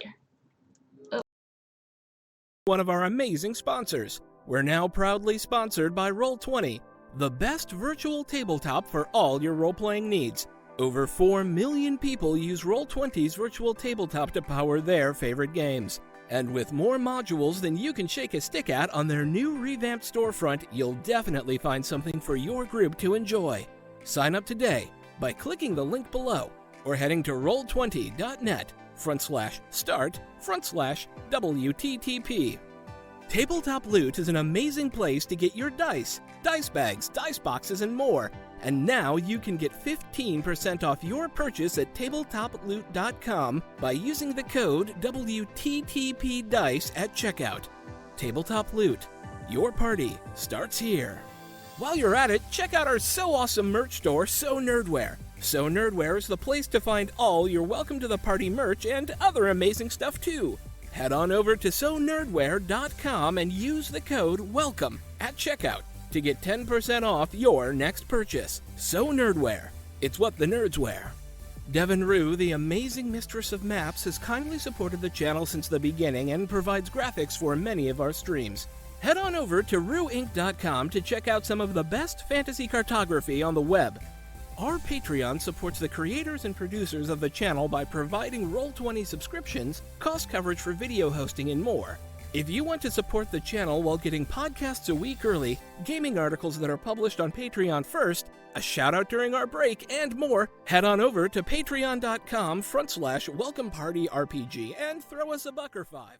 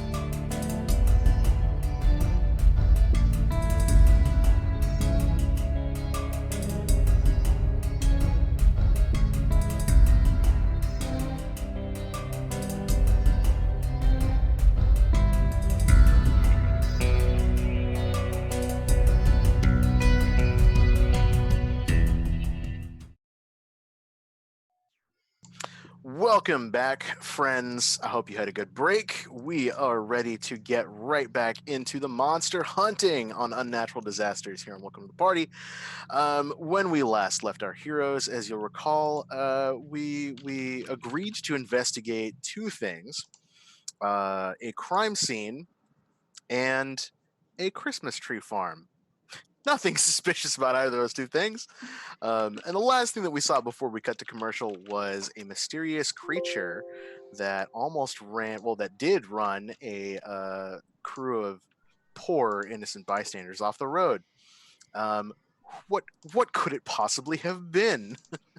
We'll find out. Maybe we'll even fight it. I hope so. And we're gonna break off into our two teams. So whom is going first? Ooh. Well, we wanted to go to the ski resort problem, like the disappearance. Oh, of the disappearance up on the ridge. Yeah. yeah, that's one of us.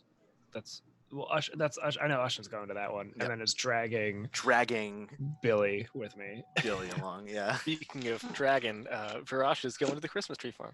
Okay. We're going to the Christmas tree farm.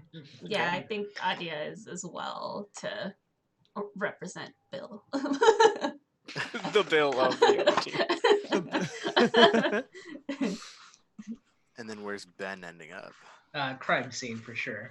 Oh Okay. my god! I was about to be like, Ushin's gonna be like, You know what, Ashen, you've proved yourself. You can go on. You can handle got it, right?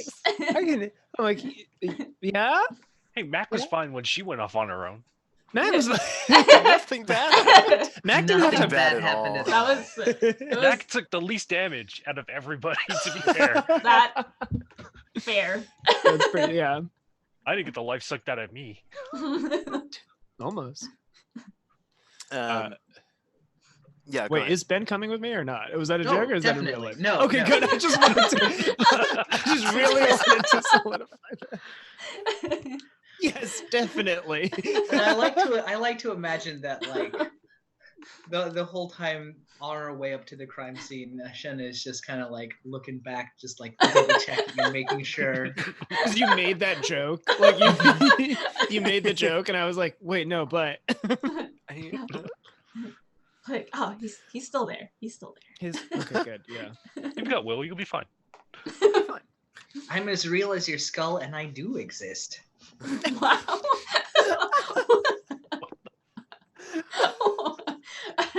This is a new side of Ben.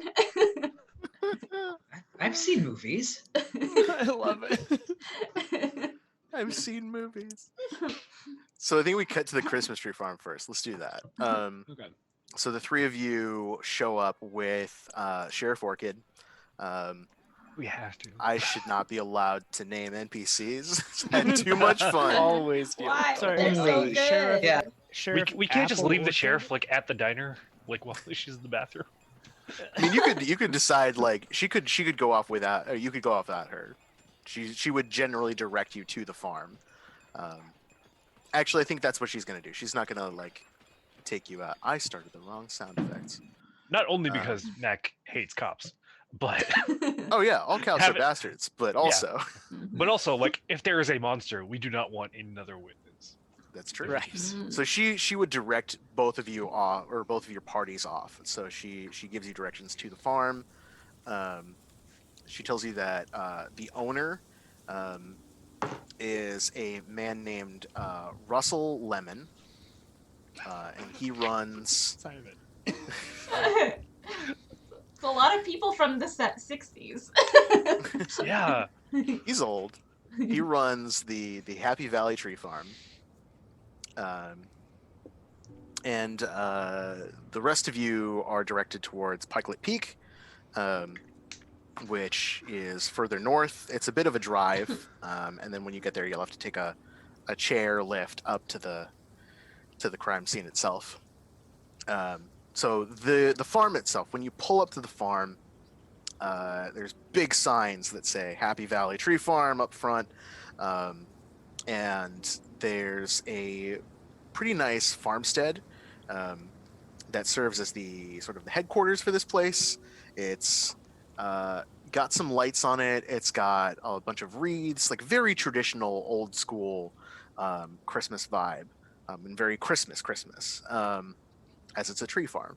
Um, the farm itself, behind that, there is this massive, sprawling forest of pines and evergreens that is just intervals like tree, tree, tree, tree, tree, tree, tree.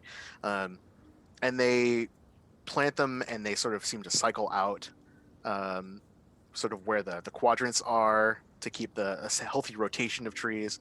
As you come up to the front, there is sort of a couple of local kids, teenagers, like high schoolers or fresh out of college or like in college, making some extra money that are like making wreaths by hand and putting out little decorations and baubles, or doing a like pre-cut tree service. So the kids like on their phones, and then occasionally someone will walk up to them and they're like, "Oh yeah, hang on, do you want this one? Yeah, okay." And then they put it through the net machine and they load it up on the car. But there's a big sign that says "Cut your own" next to the forest, with a lot of small print about absolving legal responsibility. What do you do? Can I do my trust your gut roll? Yes. Where is it? Sorry. Okay. Roll plus weird. Ooh. Heck yeah. Sweet. Ooh. All right. So you get a sense of like where the right way to go is, as it were, or what's useful. Yeah. Okay. Your gut is telling you to start moving towards the house. If anyone knows what's going on here, it's probably the owner of the business, especially if there's some kind of supernatural confluence. Maybe he's aware of something unusual happening. Okay, cool. I think Adia just starts heading in that direction. I don't think she says anything. She just starts walking. Expecting everyone else to catch up. Yeah. Cool. I think I'm looking at the cut your own sign and like sort of messing with the hilt of my giant sword, and then I'm like, huh, and start following after you. Mac lags behind a little bit and goes up to the table where the teenagers are, and she just flashes this fake FBI badge and just says, "You're closed. Eat it." And the kids look at the badge and go, "Whoa, cool!" And they rush and they're like, "Okay, everybody out here, everybody move!" And they get the little cones and start waving people out and directing them out and trying to clear out the parking lot. It's late afternoon. I'd say it's like 4:00, so like the sun's starting to go down. It's Vermont in the winter time. It would be pitch black at this point, and by most standards, but I think it's like that kind of red purple haze as the sun comes down. Your boss in the house? I'll bring the cash box to them. Oh yeah. Mr. Lemon's inside. He's just finishing up some stuff. Grab that cash box and start walking in that direction. Yoink. Deal with the Yeah. children. They don't need Hey, it. it's Maybe not they service. need it, but yeah. So you guys walk in. Inside, it's done up sort of like a old timey tavern.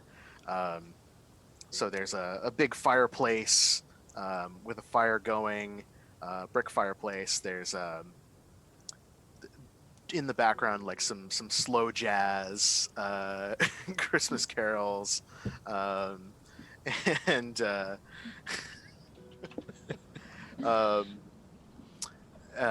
there's a sort of an old man sitting behind a counter with a closed sign on the counter, and he's like going through the money from the day. I am all about that fireplace. I'm like cuddling right up to it. Just don't say a word to him. I'm like, finally. How'd you read? I can read it says closed. Yeah, that means we're closed. Scram. What? Yes. He really is old. Wow. Love it. I think like audio. Grab me, bozos. You whippersnappers. You kids, what are you doing out here? I got bills. I got trees to pay. At the moment, is it just Adia or has Mac caught up? I think it's Adia Varash. Varash is like warming her claws by the fire. I think Mac is like about to come through the front door. Empty-handed, of course. Yeah, empty-handed naturally. I think Adia just like is like, oh, this person's grumbly, and so she just starts like looking around the space, just is like, well, I'm gonna ignore you then, and like, and just starts like picking up things. Like she'll go over to like a cabinet or something and open it and start looking around. What, you got gunk in your ears as well as in your eyes? I said, we're closed. He's like, keeps counting his money, and he's like, oh, don't make me get up. I got a bad hip, but I will get up. I'll make you leave.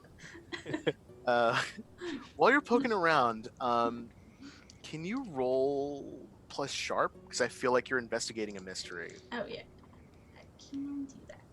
I might And have then missed it. as This you is like investigate, you can spend that hold. Cool.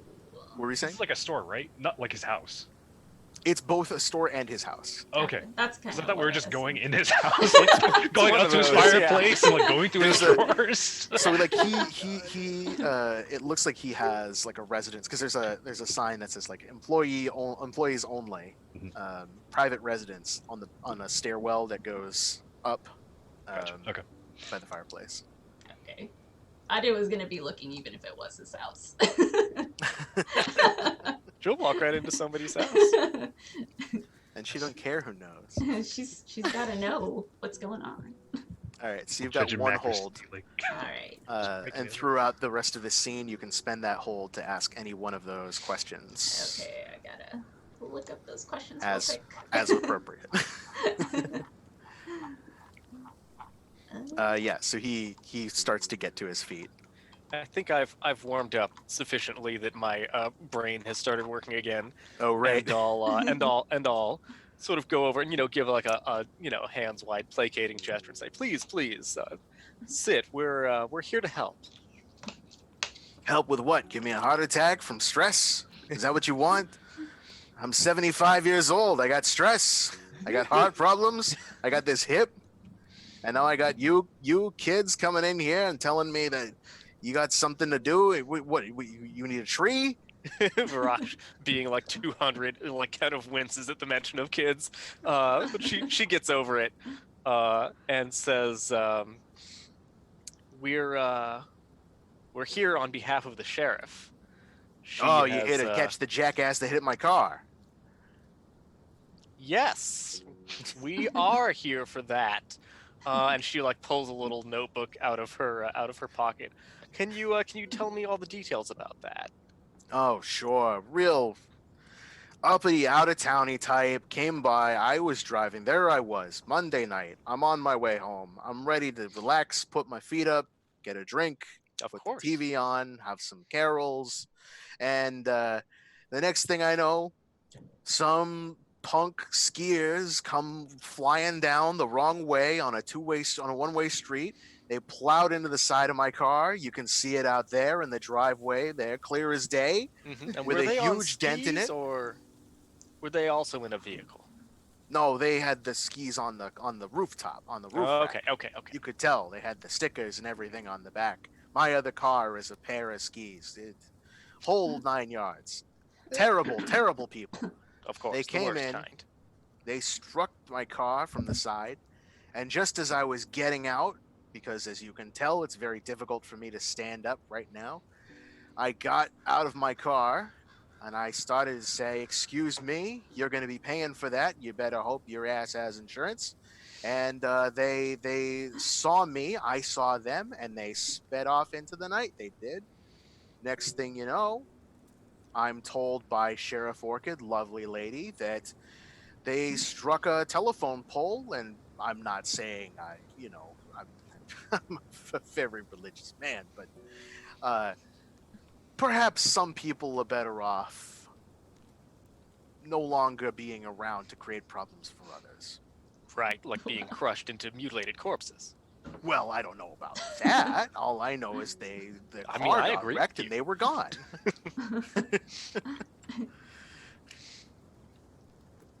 Well, that does sound like a terrible night. I'm so sorry that happened. Thank you. Finally, some respect from somebody that understands. Yes, of course. And she's kind of like leaning conversationally on the counter to be sort of closer to his level, and says, we were thinking that there might have been some reason that those skiers were driving like such hooligans, such malcontents, and we thought there might be something around here that spooked them. Have you seen anything odd, out of the ordinary recently? Oh, there's bears coming out of the forest all the time, wolves, deer. You know, a lot of people from out of state, they've never seen a deer before. Completely harmless. They stand there, they wait for you to hit them. It's a whole thing. But no, if you were insinuating some sort of other problems out here, I wouldn't know a first thing about that. I wouldn't. Can my suspicious minds tell me that he's telling the truth? Oh, he's lying out his ass. Okay. Nice. Absolutely. That's awesome. And do you sort of like convey that over to me with a look or something? She just has like a piece of paper that she holds up and it says he's lying on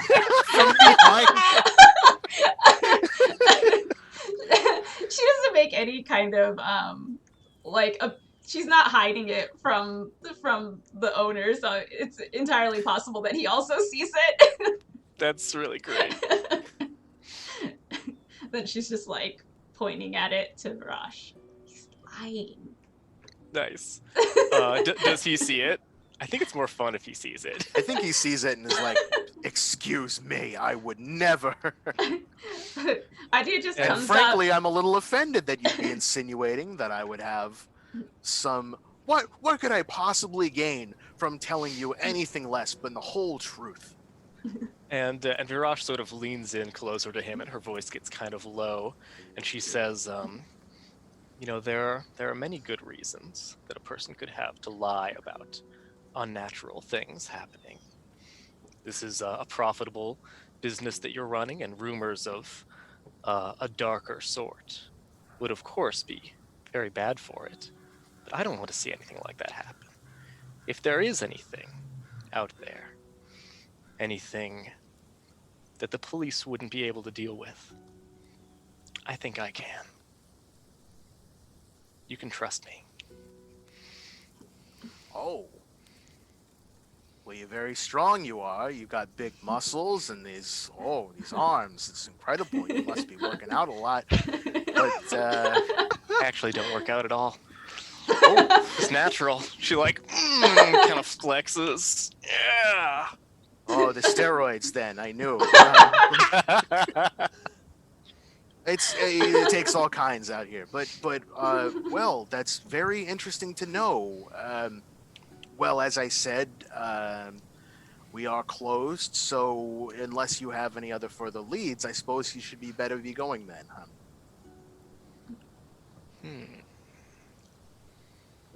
Interesting. Mm, Can I do a manipulate someone roll for him? Yeah. Sweet. So I think I'll say. When we clear this and manipulate, we'll cut to the other folks. All right, cool. Let me do my roll and then see how I actually phrase it from there, maybe. Yeah. So because of my unnatural appeal, I roll with my +3 in weird for manipulating people. Ooh, baby. Very exciting. And I got an 11. woo. So he'll do it for you for the reason you gave him. And if you ask too much, he'll tell you the minimum it would take for him to do it. Or if there's no way, they do it. Cool. So I think the spin I was sort of trying to put on that is like, there's scary things out there that I am uniquely equipped to deal with. And he looks at you and he looks at both of your friends. And he goes, "That's very interesting. That's very, very interesting. Where did you say you were from again?" I didn't, and I think to sort of give him a bit of the old razzle dazzle, I reach over to my back where there is nothing that he can see and just draw my sword out of thin air and set it down on the counter. And I say, "But it's not really where I'm from that matters. It's what I can do." He jumps back and just stares. And then we cut to the ski lodge. So, we'll come back to that in a second. So in the ski lodge, you two are headed up. I assume up the chairlift up to where the skier was last seen. Yes. Okay. Yeah. So we have a little montage of you arriving at Pikelet Peak, and it's a big place. Like it's a fairly recent construction. It's only a couple years old. It's nice. It's got a lot of that like plastic Lincoln log kind of aesthetic. Oh, nice. Oh, okay. Where, like Yeah. it's not real wood. It's all like polycarbonate, whatever's. But it's it very looks designed. like it. Yeah. Exactly. It's very Yeah. Disneyland, like Tinseltown. Love it. And it's still busy. There's still a few people on the slopes, but they're getting ready to call it or like put the lights on for the night skiing if you want to do like a little last couple runs. Yeah. But there's like a floor show, Right. the buffet naturally, and then they sort of close down for the evening. But you're on your way up the chairlift, and there's two ideas that I have. One is they send you guys down with skis to get to the crime scene, Yes. or you like requisition a snowmobile. Oh, dang. Uh, Oh. I'll let JR, you think- make the call. I think it's the snowmobile. I think it's the snowmobile. Yeah. One of you gets pulled on skis by the other one on the snowmobile. I mean, I feel like we have some skis with us, like attached to the snowmobile because you never know in this business. Yeah. That's true. So you're Oh. buzzing up the mountain on the snowmobile. With a packed up lunch taken from the buffet, Oh, naturally. or I guess a dinner. Yeah, a little snack. I'm like yelling over to Billy, who's like behind us. I'm like, "What? So you go here often?" Like, I'm like, No, hate skiing. Can't stand this stuff. uh-huh. And like we've got like those big snow goggles on and Yes. stuff like that. Ben's wearing his hooded parka. Yeah. Oh my god. And like yelling back like, "Ashan, I need you to keep your eyes out."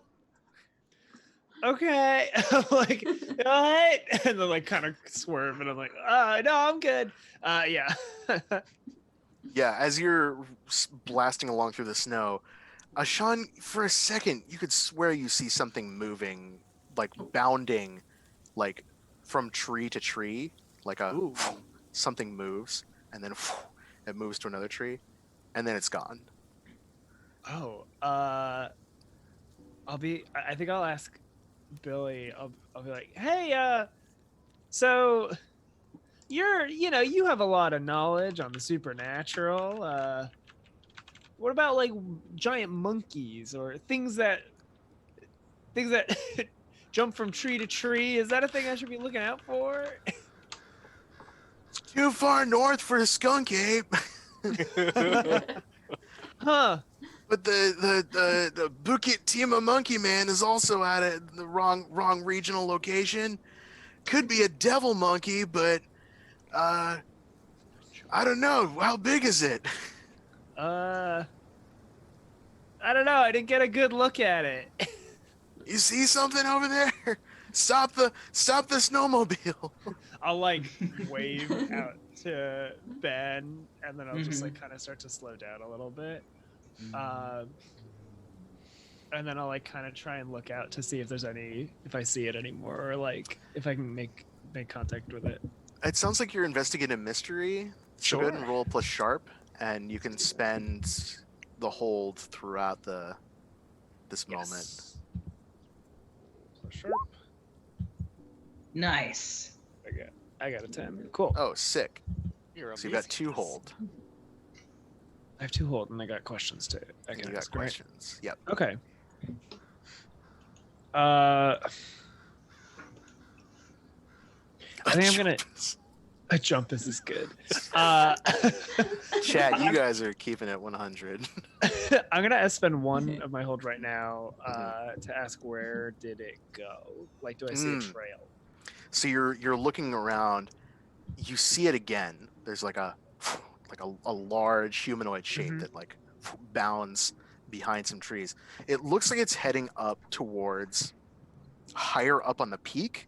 So Pikelet Peak is the big advertising thing for Pikelet Peak is that they have some of the most extreme slopes in the region to separate themselves from everybody else. So they've got like, their black diamonds, our black diamonds are twice as hard.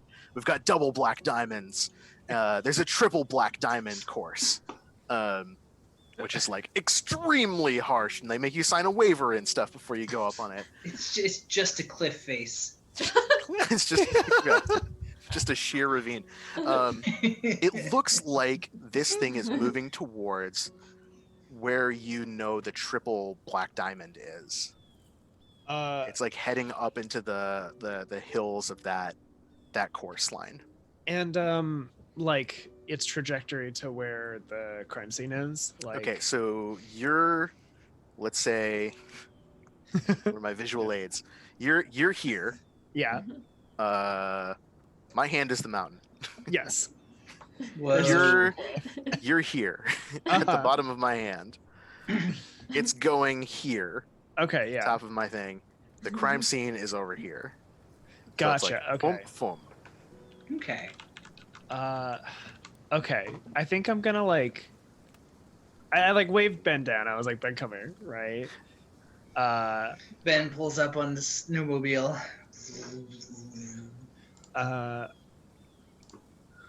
All right. And I'd be like, Billy, wait here for a second. And then I'll like walk out over to Ben and be like, hey, okay, so 2 things. Pretty sure I saw something go up the mountain. I mean, that's definitely not it's not any normal wildlife. So I can only assume it's probably what we're worried about. Or at least should check it out. But also, I saw a good friend, Snow Problem over there, get mauled by a thing about that size. So, what's the call? Well, seems like is that why you were so worried about him going to the Christmas tree farm? Oh yeah, no. Are you familiar at all with the story of the man who saw death in one city? No. Well, he's wandering through the marketplace and he sees death. And then he, recognizing him when death smiles and waves, goes and buys a horse and rides very far away to a city far in the south. And while he's there, he comes across death again and says, when I saw you in the marketplace earlier, I was waving and smiling because I had an appointment with you here this very evening. Huh. And then I like just. And I thought we were going to miss it. I like just look up. I just turn to look at Billy, and just kind of give him a wave, and then just frantically turn back and go, "I am gonna kill this boy." So here's the thing. You go to wave at Billy. Yeah. Billy's not there. Oh my God, Billy! No. I turn back. I have killed this boy. Well, it seems like we'd better get going quick. Let's see if we can figure out what's happened. And is there any sign of a disappearance or a lump of coal? Not yet, but there are boot prints that lead off further into the tree line, further up the mountain. Oh, so it looks like Billy. He's just like wandered off, probably. Wandered off. Oh my god. Yeah, I should just start sprinting, or like in the snow, like heavily taking steps. Oh my god. Yeah. Ben just like sits at the snowmobile casually, like strapping on snowshoes. Like the old school tennis racket snowshoes. Yeah. Oh my gosh. Of course. Grabs a couple of poles and then starts like going faster. I'm like, shit. This is okay. Wait, can I make a roll? Yeah. I wanna cast magic. Use a spell. I'm gonna be like, it's dark. I'm having trouble moving. Whatever. I think I'm gonna do a spell to see if I can track. That's good. Yeah. Roll your use magic. Let's roll that weird. What did I get? Love to roll weird. Rolled a 10. I'm doing it. You're doing it. Yeah. Heck yeah. All right. Yeah. So what's that look like?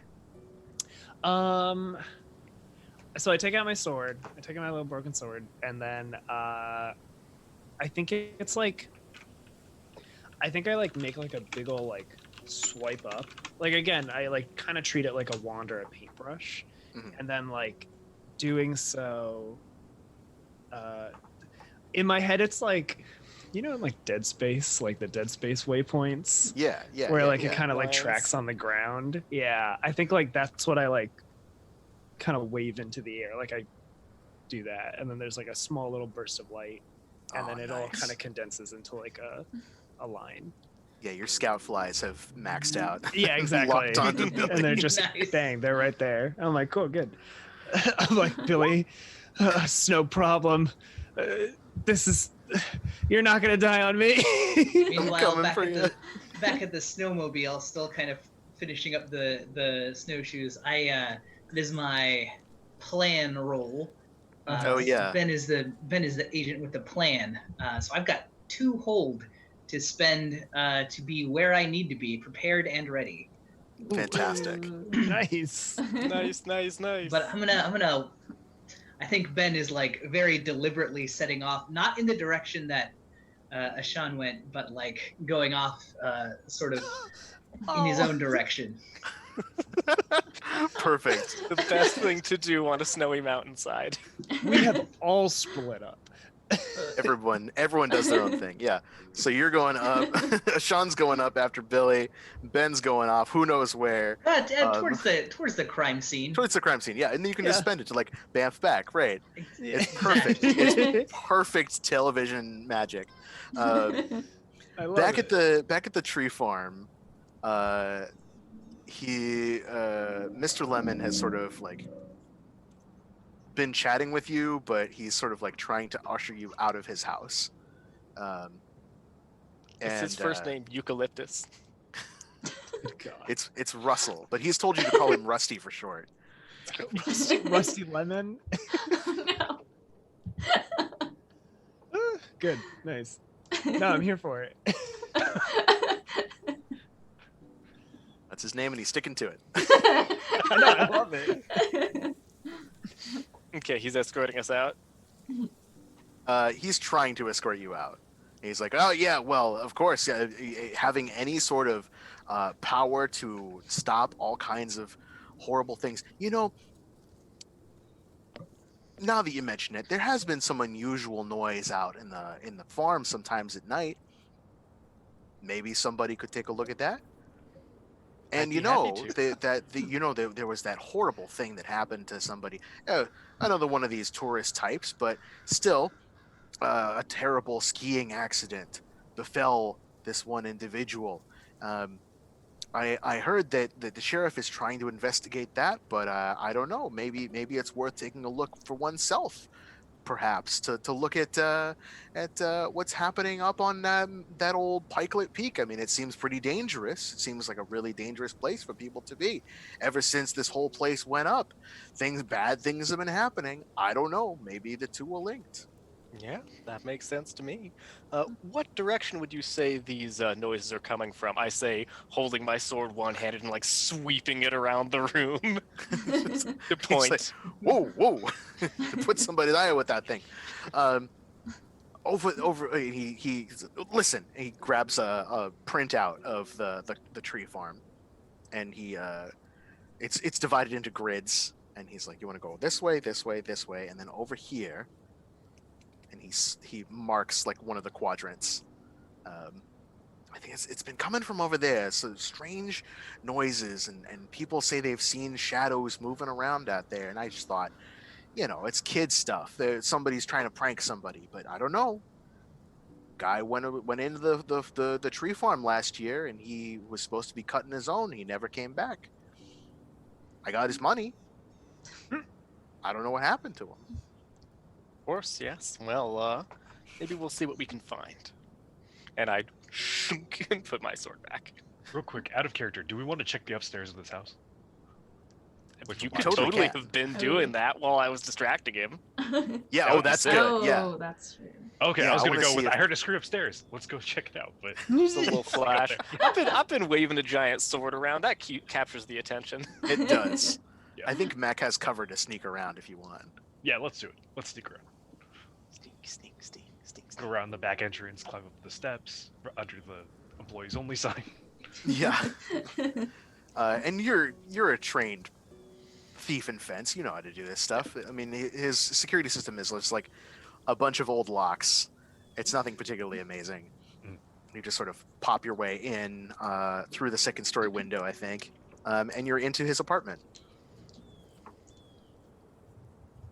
By the fact that you don't mention that they're like strung up dead bodies, I assume there aren't. Right. No, I mean, as you're looking around, there's no corpses or anything like that. Okay. What you see is this guy's place is pretty. It's a little dusty. He's got a TV. It's not the highest end model. He's got like an armchair, a bed, pretty stiff. A lot of like faded linens, and there's a closet, like a big dresser at one end of the room, that is sort of open, and there's the glint of something metal in the closet and a furry shape that you can sort of make out the outline of. What do you do?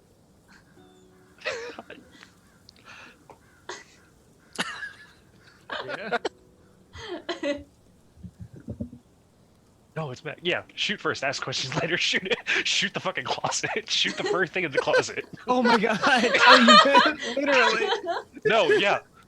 Hey, last time it Just worked. shot his fursuit. Do you have any idea how expensive those things are? It was custom made. It had the like mouth that moves. I'll give him his cash box money to cover.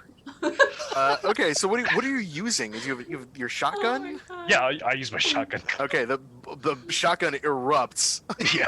which you hear from downstairs. So he's like, "Yeah, you should go check out the farm." Bam! Whoa!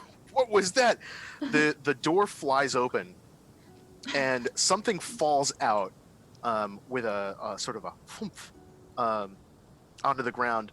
It is a horrible beast with long gnashing teeth and horns and fur as black as night, cloven hooves and claws made of fur and rubber.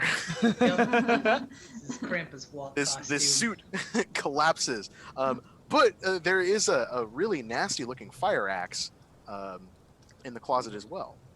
Oh. Oh, really? Am I missing some clue with the fire axe that everyone else is picking up on?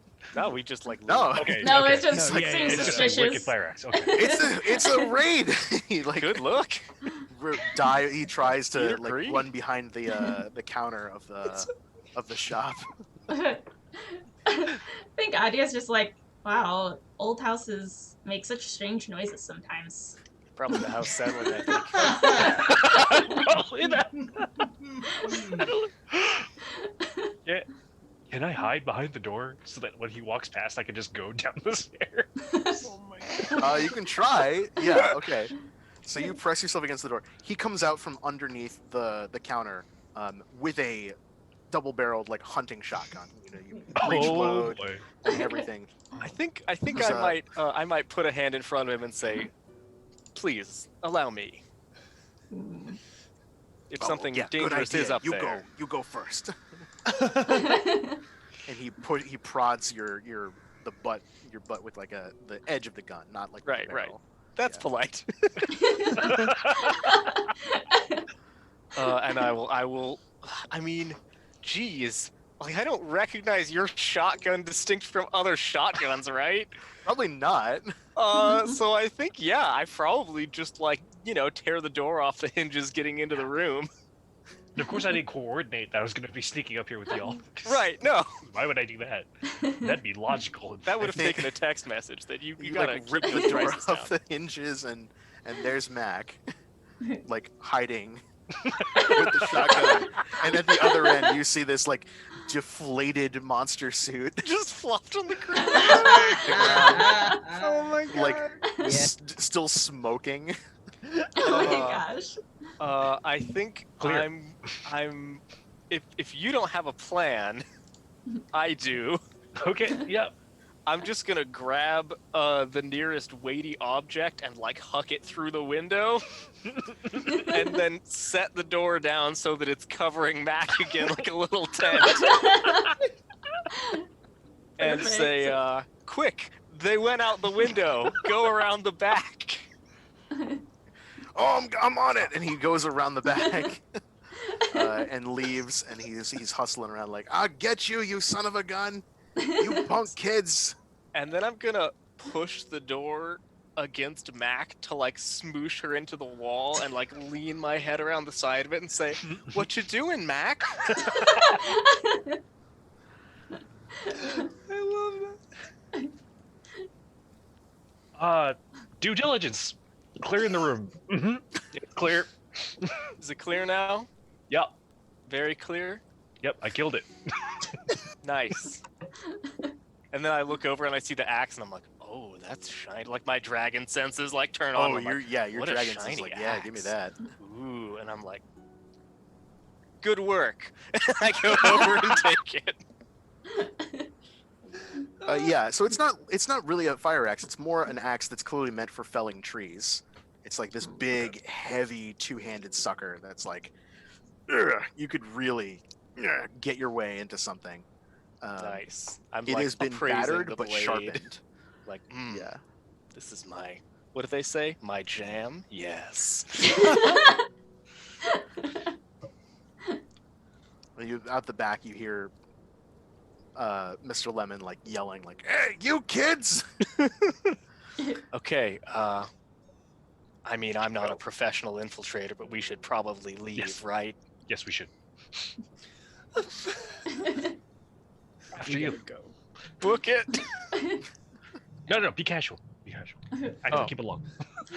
I think Adia's been outside, like directing the owner, like Rusty Go that way. around. Yeah, I Yeah. saw him over there. Oh no, actually, I'm sorry. That was a bird. It's over there. Yeah, he's like wheezing and out of breath, like, "Oh boy."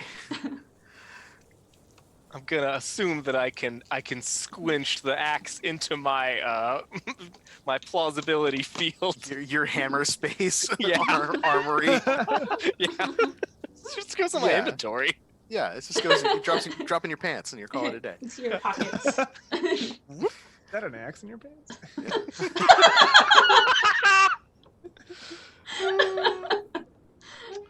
Oh Yeah, you can stow it, and then the two of you split. I'd say this is 2 for 2 for shooting first. Yeah, totally. Worth it. Oh, So you Works every time. do all three of you like eventually like leave the farm. Shenanigans aside, yeah, I think we sort it out and leave. Yeah, you like We just figure- leave him running through the forest, like shooting at trees. Yeah, he runs into the tree. You see him in the tree line, like, "You bastard!" Bam, Oh gosh. Well, like reloads.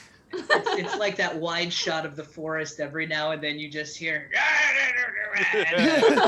Crows go flying up Yeah. from the right. It's dark.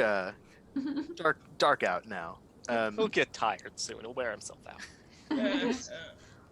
Take a nap. And then out yeah, I there. assume you guys will be in the car and heading somewhere that you can be easily reached by cell phone. Seems good.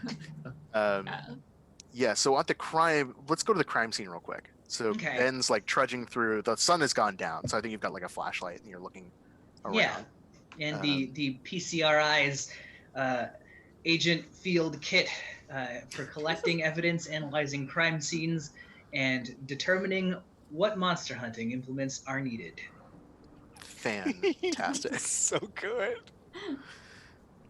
You get to the spot. It's got tape all over it still. It's sort of Mhm. like a bit of it's been snapped because of the weather. And actually, a wind is starting to. It was breezy before. That wind is really starting to pick up now.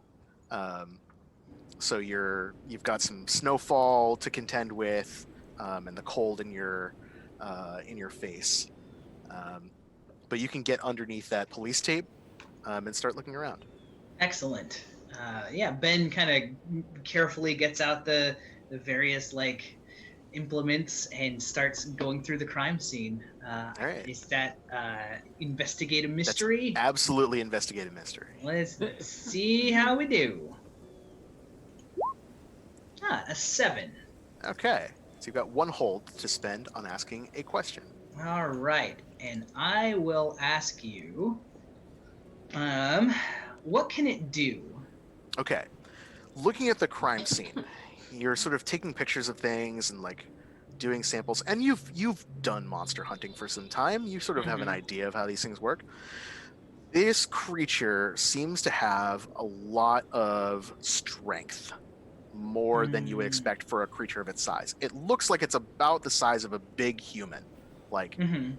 8 feet tall, probably. It's got a pretty hefty build, like a fairly athletic build, you would guess, judging by the size and the depth of its prints. It's got strength, because this person seems to have been like flung off of their skis. Oh wow! Like it looks like they were grabbed off the ridge and then yanked. There was a scuffle, so there's like broken branches. There's horrible like claw gashes in one of the trees, very very deep gashes, Mhm. and it looks also, on top of all of this, as you're looking around, there's a trail that leads up into the tree line. It looks like it's been left by something being dragged. Maybe a rope or a chain. All right. Ben looks around, sees if he can find that lump of coal. Yeah, the lump And- is still there. Grabbing that, hops back on the snowmobile or whatever, and starts following that trail. Okay. You follow the trail. Are you spending your hold at all? Not yet. Okay. Heading up the path, I think it gets a little narrower, Mhm. and there was a scuffle here as well that isn't taped off. So it looks like someone tried to get loose. Mhm. There are some broken iron chains here, Ooh. and blood in the snow that is sort of like frozen. More tree gashes, and it looks like a broken switch, like a bunch of sticks wrapped together that has like been snapped in half, and it's now jammed into the snow. I think at this point, Ben kind of goes back, maybe gets out his phone and kind of, or radio or whatever, and radios back toward, not to the group, but back to like the office, and asks for all the info they have on Krampuses. That sounds like you're dealing with the agency. Yeah. Oh, finally. So, because this is a homebrew game, we're using some fun new rules for those of you that may or may not have played Monster of the Week. The professional playbook has a move called Deal with the Agency, which lets you requisition help or justify shooting a Krampus suit in public. So when you do that, you roll plus your sharp, and depending on how well you do, you'll get benefits or get chewed out. But since everyone here works for a government agency, I've given everyone access to that move. So go ahead and roll plus your sharp. Let's find out what happens. Meanwhile, Ashan is like, climbing up this mountain. Yeah, I'm just yelling. I'm just yelling, Billy, Bill. That's no problem, my ass. Like,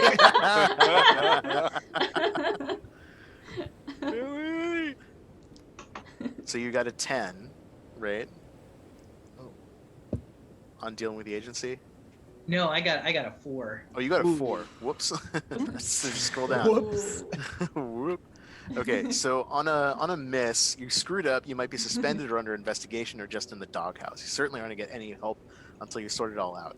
So I think what you get, would you be calling Agent Stone or like someone in archives or something? Probably someone in archives. Okay. I think you call one of the researchers. Mm-hmm. And they pick up and they're like, Ben, is that you? What are you doing calling me at this hour? I'm just trying to get information on Krampuses. Krampasses? Krambarandas. We all know that the subject of pluralizing Krampus is a hot button topic, but it's friggin', I'm on break right now. I'm at the opera with my mom right now. Wait, this is a direct line. Boy, we don't have that much money. We don't have like an office number. Oh, that's so funny. It's just a cell phone. It's just a list of everyone's cell phone numbers. This is my Snapchat. I respond to Snapchats more than calls. Honestly, yeah. It's just different. Listen, I will get you what I can get, but I have. They're about to do the Sugar Plum Fairy dance, and I cannot miss that. It's more of a ballet than an opera. It's the same thing. I can't talk to you when you're like this.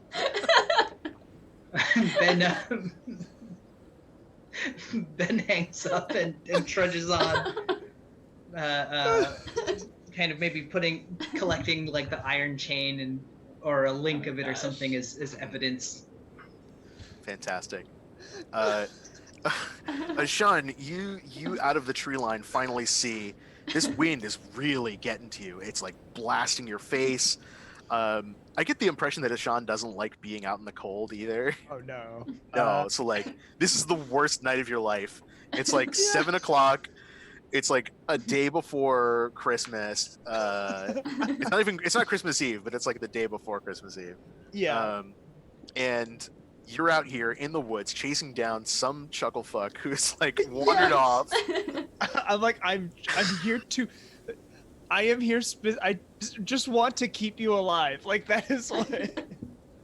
You see, a cave has come out of this tree line.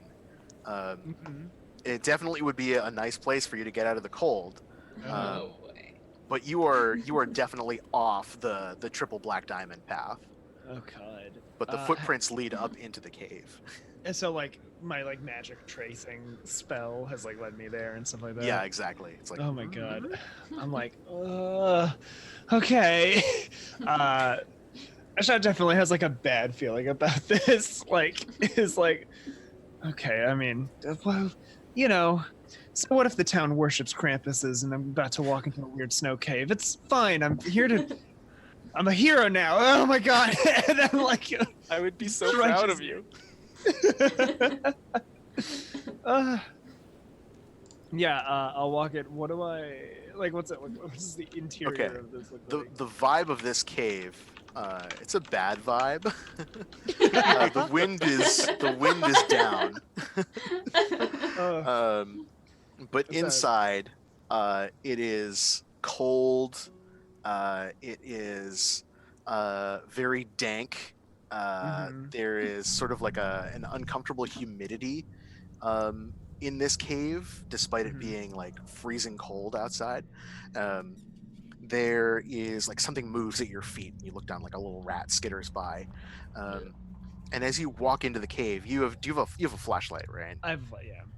The flashlight skims over, and you hear a horrible crunch underneath your snowshoe. And looking down, Yeah. you've stepped on like a femur that has split underneath your feet. No. Like, yeah, I think like I should just go like, no.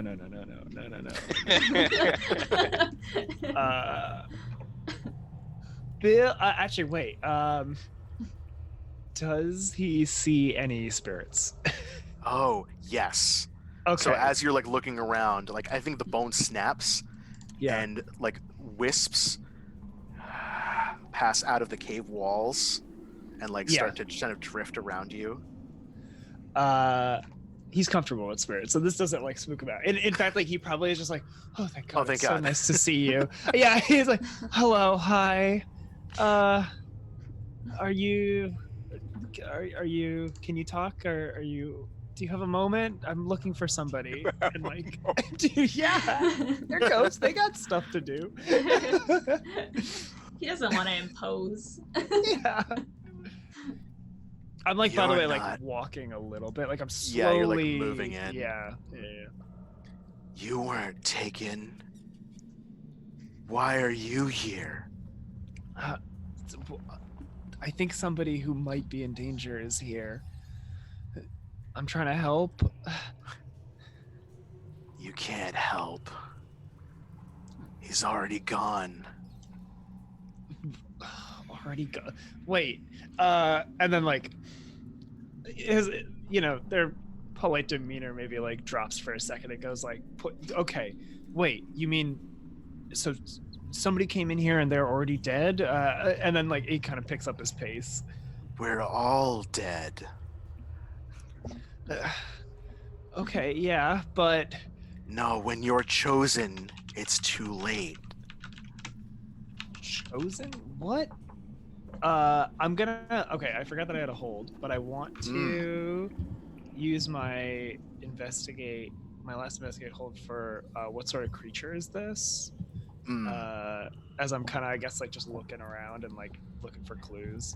Yeah, you see a lot more bones as you're walking around. There's like a whole like half like at the upper torso of a skeleton that is like lying against one of the walls with frost on it. There are chains wrapped around it. As you walk along, you see a bunch of these like snapped switches of twigs and hoof prints in pushing deeper. And they say the ghost too described like he came from the woods. He was big, his horns, his eyes like fire. He took us, and one by one, he ate and ate until he was full. Oh no, no. All right. When you're chosen by him, you can never leave. I'm gonna yell out, just Billy, you in there? Your voice echoes throughout the cave. Yeah. Well, do you know? Okay, and then I'm gonna like turn to the spirits and be like, well, do Do you know how to stop it? Do you anything? I need any help would be great, y'all. I get it. There's a destiny involved, but I don't think I'm chosen. So any help forward would be great. Like No, no destiny. He knows who's been bad and good. Oh God. And then, sometimes, it doesn't even matter. Oh, good. We got a fickle beast. If the old man doesn't like you, you go too. Okay. Do I pull up my phone? Do I have like a reception in the cave? It's like fading in and out. You've got like one bar. Okay, I'm gonna be like, thanks y'all. Like, like kind of rolls his, thanks. And then like quickly tries to call Ben. I'm gonna be like, Ben, are you there, buddy? Hello? And then just tries like the group like message. I like try and like ping my location to people. Hello? Oh, God. And then just like, I guess I want to dig deeper in. I want to like keep moving forward. All right, so we get a shot of the like Sean from behind as you're like trying to text people, and the camera pans away as you walk further away. So it's this like shot. The rest of you get a GPS ping that's very faint, but it's like up on the mountain somewhere. That Sean is like, "Hey, I'm over here." You can see like my nostrils flare, and I'm like really like amped up, like what?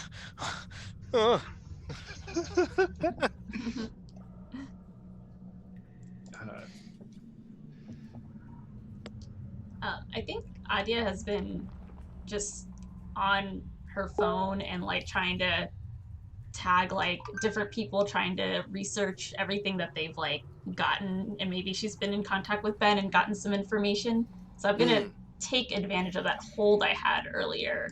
Yeah. And ask what can hurt it. Okay. Based on what you've got compiled as research and what other people have theorized, you've sort of tried to compile a few different versions of the Krampus myth. Okay. Common consensus seems to think that, first of all, most people are like, well, the real Krampus, as we all know, was killed in 1975 by a team of Slavic vampire hunters who thought they were killing Dracula. But yeah, Adia just scrolls past, like, yeah, I know. But the strategy worked. If you can stab the Krampus in the heart with a stake carved from a Christmas tree, you should be able to destroy him. That has to be like the killing blow. There's also a theory that, like many demons, there are some demons that are associated with Christmas and with like Catholicism that seem to be weak to carols, especially ones in Latin. And so the theory is if you can amplify the ambient magic of singing carols in Latin, along with ritual components, namely holly and ivy, if you have these with you, that'll boost the magical effect and trap him and cause him to be able to leave. Good. Or sorry, cause him to be unable to leave, is what I meant to say. Yeah. He will leave. He will leave. His mortal coil. He's like, I'm out of here. I hate carols. Yeah. All right. So what do you do with that information? Trying to think.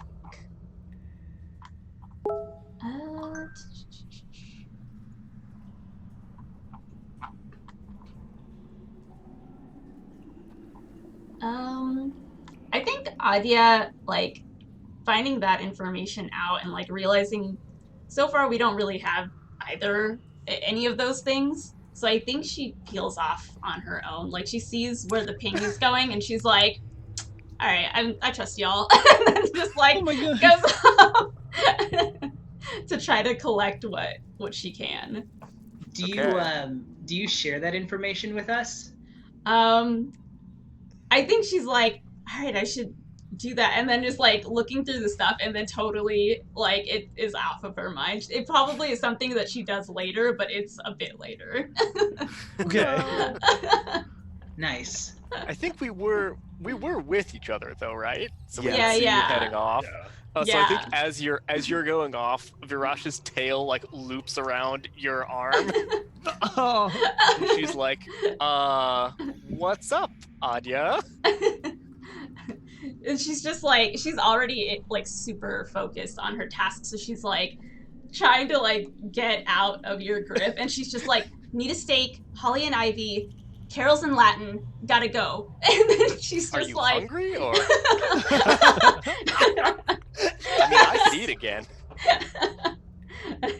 I need a steak right now. And are we? This is one of those times where I'm getting tripped up by words. What kind of steak?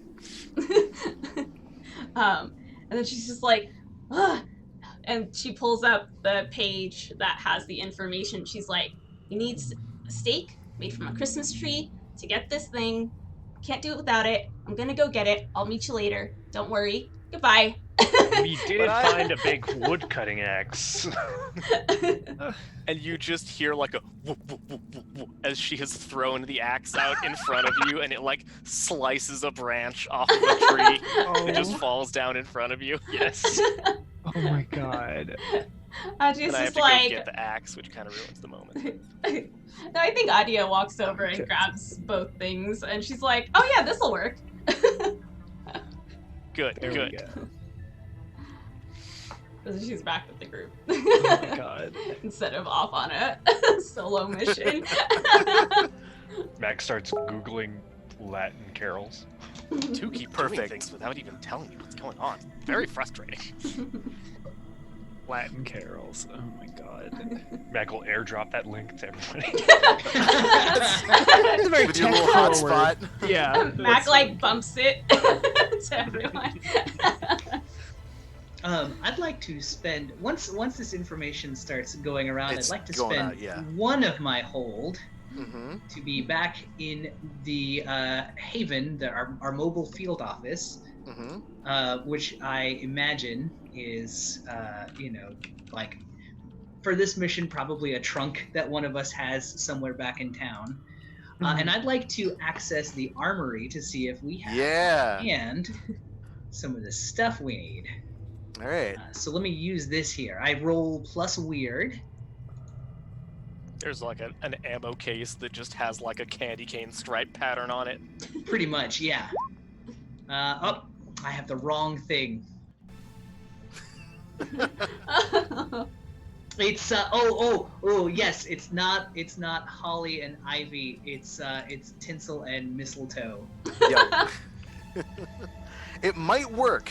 There's a chance that if you can alter the incantations, that it will still function, but maybe not as intended. It's still got holiday magic, but not the plain holiday magic. Right, exactly. It turns Not the the kind you're Krampus looking into for. a Grinch.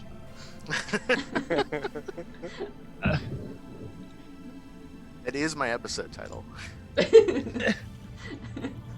Not literally. It's you're a mean one. Great. That's very good. That's very good. So you have it. You have the tinsel and the mistletoe. Yeah, and then then you're I'll start heading back. I'll spend my hold in a dramatic moment. Oh, perfect. Yeah. Yeah. So you start heading back up the mountain. So I think the rest of the team is also like on their way up the mountain. And like, were you gonna try and get up there by conventional means, or like take the lift, or jack another one of the snowmobiles? How far out are we? You're, I think, at this point in the whole montage, like Ben is like zooming back up on the snowmobile. I think maybe you get there and you see like a snowmobile going up the mountain that's like already passed. So you're at the foot of the lodge. Yeah, if we see snowmobiles, grab one of those. Having the driver skill, I can hotwire anything. Ooh, Nice. Perfect. Flash a badge. I'm confiscating it. FBI. oh, sure. Well, I'll get on at the back, so neither of you are like sitting on my tail and stuff. Oh, perfect. So you start blaring up. Mac, do you have a move for driver? Is that right? Driver, you gain +1 ongoing while driving. You can hotwire anything. The older it is, the fewer tools you need. You also own 2 handy, widely available vehicles. So as long as I'm Perfect. driving, I get +1, so I'll never stop driving. Always drive. Through the can you- cave. I think to get there in time to save Ashan, you need to act under pressure. Okay. So do that and add +1. Back in the cave, what we see is Ashan has like gotten to a wide open, like the hub at the heart of the cave with like there's ice stalactites and stalagmites in this cave, bones everywhere, and chained up in the back, wrapped around in chains, is Billy, who is like thrashing, and he is beaten up, bruised, a little bloodied, and he's like, hey, get my camcorder, there's something in here. Oh my god. Billy, we'll film this later. Oh my god, I'm gonna like be like, shush, stay quiet. I'm gonna maybe like I'm gonna be like to one of the spirits to be like just keep an eye out for me, okay? Like call me if something sneaks up on me. Like I'm gonna just and then I'm gonna like run over to him and see if I can like work through the the bindings. You run over and you start jiggling the chains, and the spirit taps you on the shoulder. I like turn. Oh no! You turn. The flashlight, I think, like clatters to the floor. Yeah. As in the silhouette of this cave entrance, you see this massive figure with broad shoulders and dark fur, curled horns, glowing red eyes, and long claws, its cloven hooves hunched, a satchel on its back made of wicker, and a long, sharp switch in its claws, with long trailing chains hanging off of its belt, as it steps into the cave and gestures at you and says, "Naughty." Oh no! I think I'm gonna like. Can I roll Jinx on it? Yeah. Yeah. Just to see if I can get some hold. Mess with It's it. good. What did I get? Oh god, what did I get? Oh god. Okay, I got 11. We're good. Nothing below a 10. Nothing below a 10. Those rolls are for suckers. I'm So gonna you like jinx it. yeah. I wanna interfere with it, so I'm gonna spend one of them immediately to like see if I can slow it down some way. I don't know Okay. how, but like, you know, whatever cosmic power is messing with the fates, I kind of go like, oh my god, just give me a little bit more time here, and then like Okay. I think it like steps into like a rib cage that was still nearby, and like gets caught in the rib cage for a second. So it's like bones, and like is taking its time, like snapping the rib cage off. yeah. And you see it looks at the cage and sniffs it and goes, meat. And, like sucks a little bit of like flesh that's still left on the Right. bones off of it. Yikes. But it gives you a little time to do something. In that time, can I have freed Billy at least? Yeah, you're like why don't you act under pressure to try and get him out of the chains of time? And that's Meanwhile, cool. for Mac coming up the hill, I think you can get up there, but the engine in the snowmobile blows out because you're like really gunning it, and this trail is not meant for anybody to be on it on skis or anything else. So you like it blows out and you can hoof it, so you'll get there like just as something bad is about to happen. I do not. I got my first failure. Oh Okay. dear. So you I think get the chains out, and you're like pulling them apart, and Billy like gets up and he's like, "Oh, okay, the backpack," and he dives for his bag, which is at the close to the front of the cave. Oh my god! Oh my god! I'm like, Billy, you idiot! The Krampus sees this happen and goes, "Come back, naughty boy," and Oh my gosh. rips off a chain and like wheels it around and grabs him with this black iron chain and goes and pulls him down onto the ground. That's when I spend my hold to appear prepared. So I don't have the holly and ivy, but Ben went to a boys' school and was in the choir. Of course he was. Oh my god. So a very like blaring from a Bluetooth speaker is like the background tracking for Jingle Bells, while Ben sings in Latin Jingle Bells. Oh, God. good. Oh my god! It sounds like you're using magic, so go ahead and roll plus weird Yeah, let's Old do catechism that. hymn, Jingle Bells. That with old, your I effect mean, you being know. to trap this specific monster. Let's see. Oh my god! I can't. Hey, look at that. Ooh. Okay.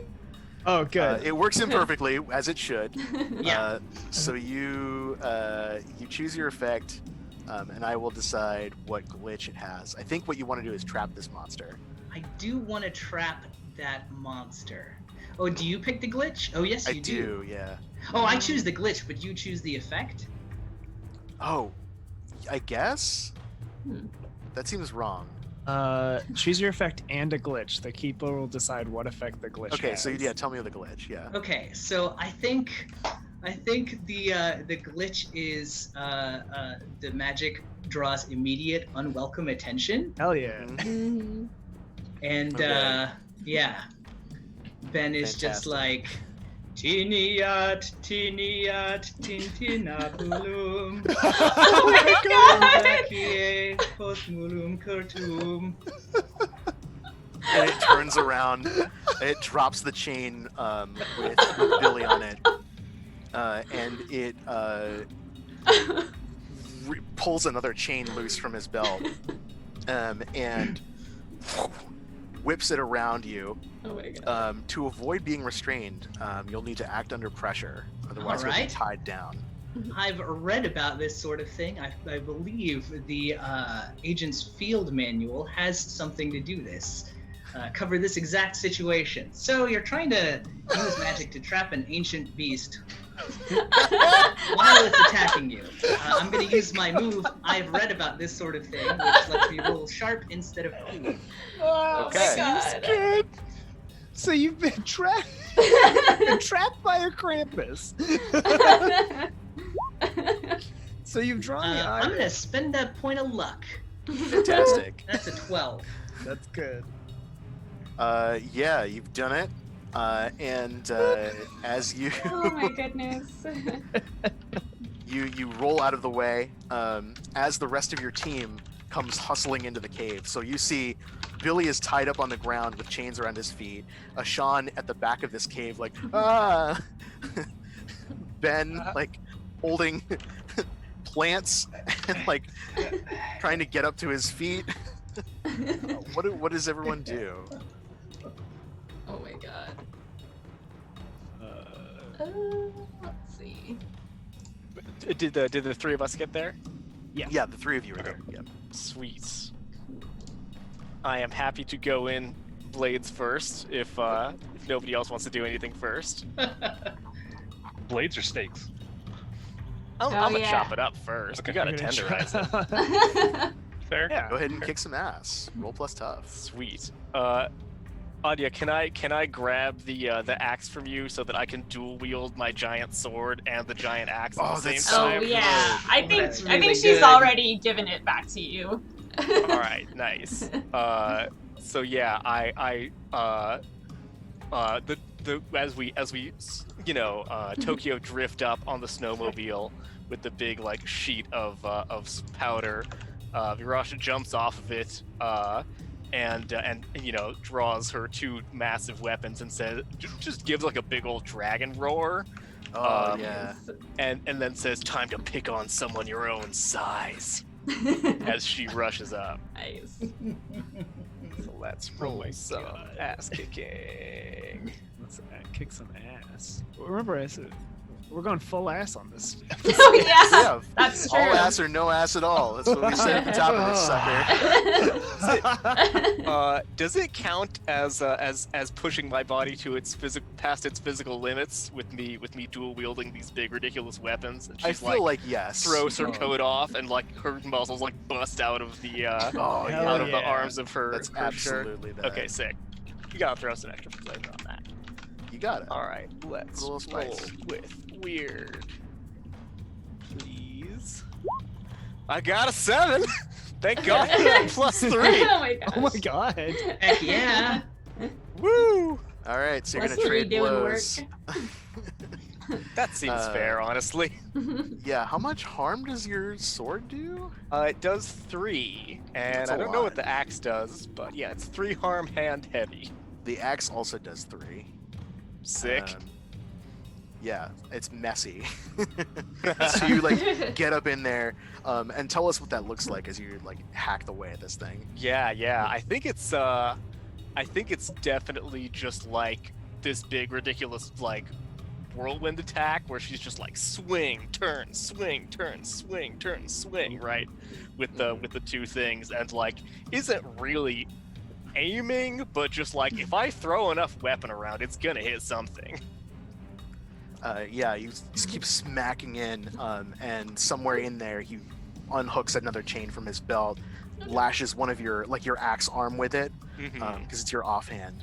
Yeah. And pulls you very close and goes, "Very naughty," and then wham, slaps you across the face with his claw, Oh, Nice. dealing 3 harm. rude. It's very nasty. Yeah. Mac and Adia, what are you doing? I think Adia still has the stake in her hand, so I think she's gonna try to like use her baseball bat to trip it, and then her aim is to trip it and then smack it with the stake as it's going down. But we'll see if that actually works. Nice. I think you're acting under pressure to trip it up. Okay, so that is the 1-2 combo. act under pressure. Whoops. Oh, roll plus cool. Oh boy, don't do that. I should not make that. There's some Hey, you XP, get at XP. least. Woo. Yeah, so I think she like goes to like trip it with her bat, and I think it doesn't even move. Like she hits it and it like and it not only does it not move, but it recoils, so she falls over instead. Oh god. And then she takes the stake while she's down and throws it to Mac. Okay. To do This is it. exactly the face Mac makes. What? I do with this.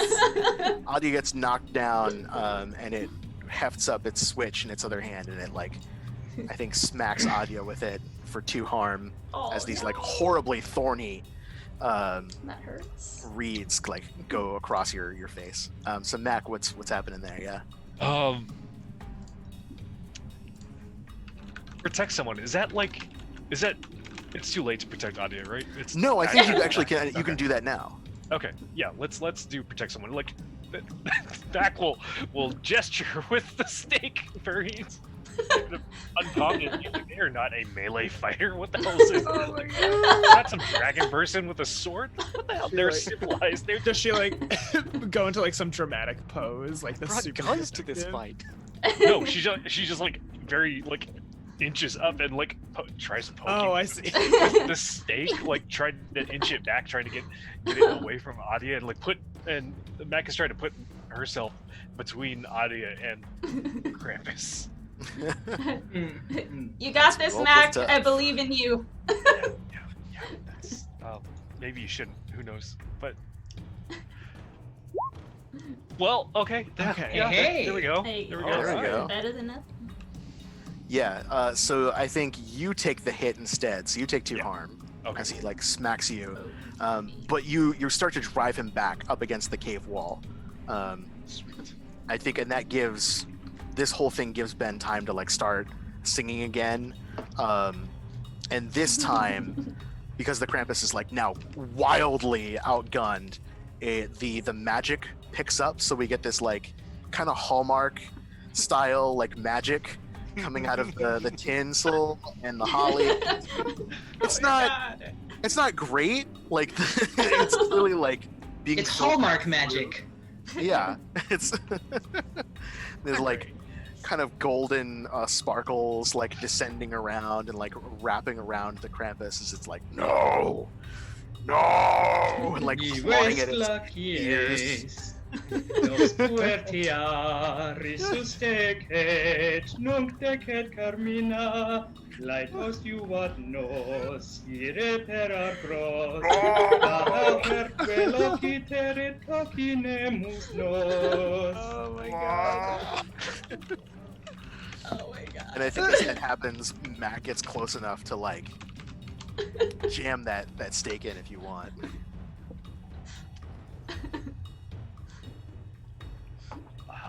Yeah, I'm assuming that's gonna be tough.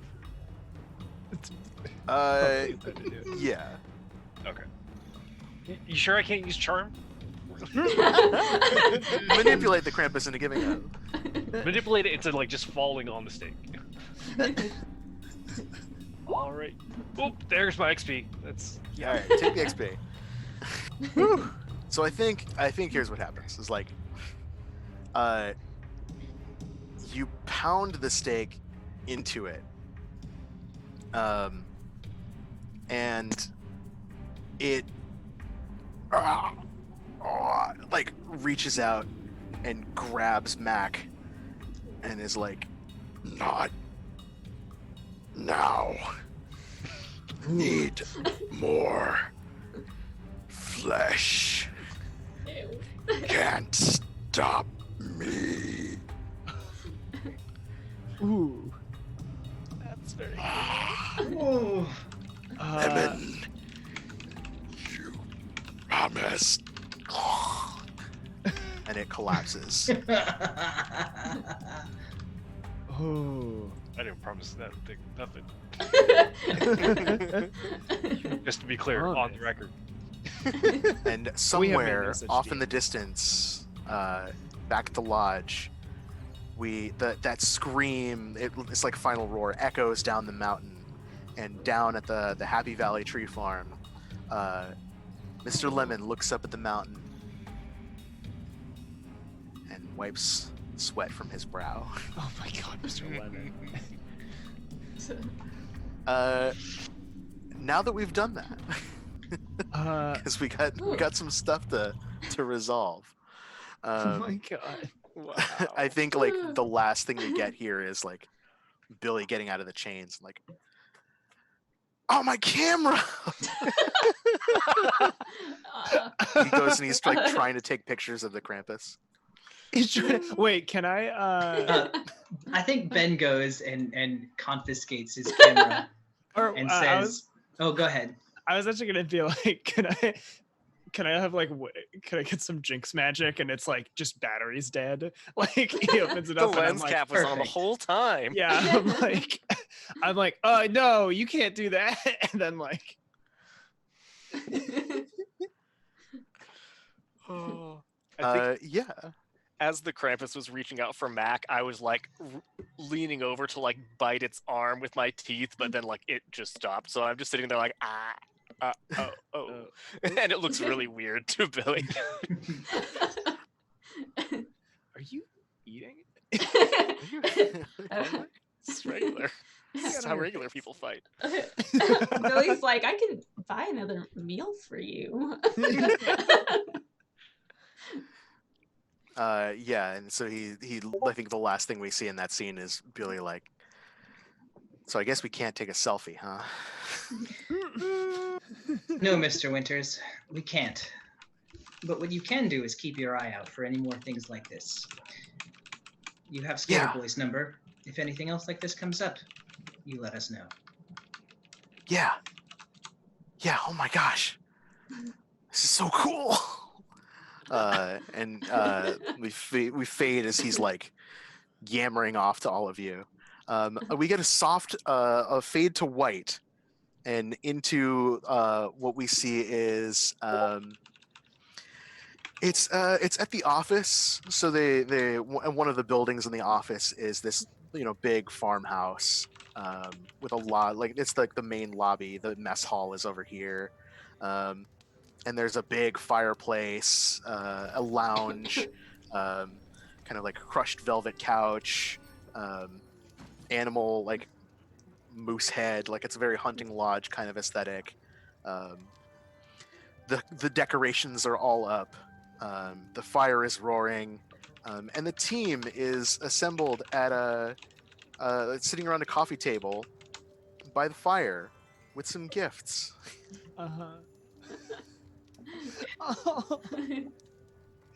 Ben has a mug of hot cocoa and like whipped cream like piled up out of it. Yes. He has a whipped cream mustache now. Virash just has a gingerbread house next to her that she's just been ripping chunks out of and eating. It's like a scene out of Godzilla. Well, Mac, this is for you.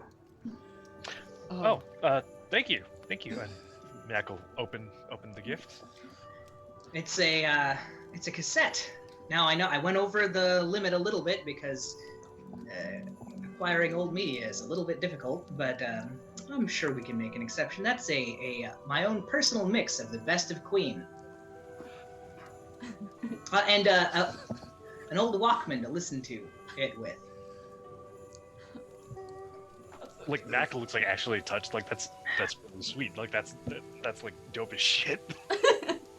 Oh, I love that. Yeah, Mac like takes a moment. And she's like, "Thank you so much." She's like, "Sir," you could tell her face was like, "Okay, what's this cheap shit gonna be when she was taking it from you?" But like opening it, it's like, "Oh, that's very sweet. That's so nice." And like she kind of feels embarrassed that she underestimated Ben.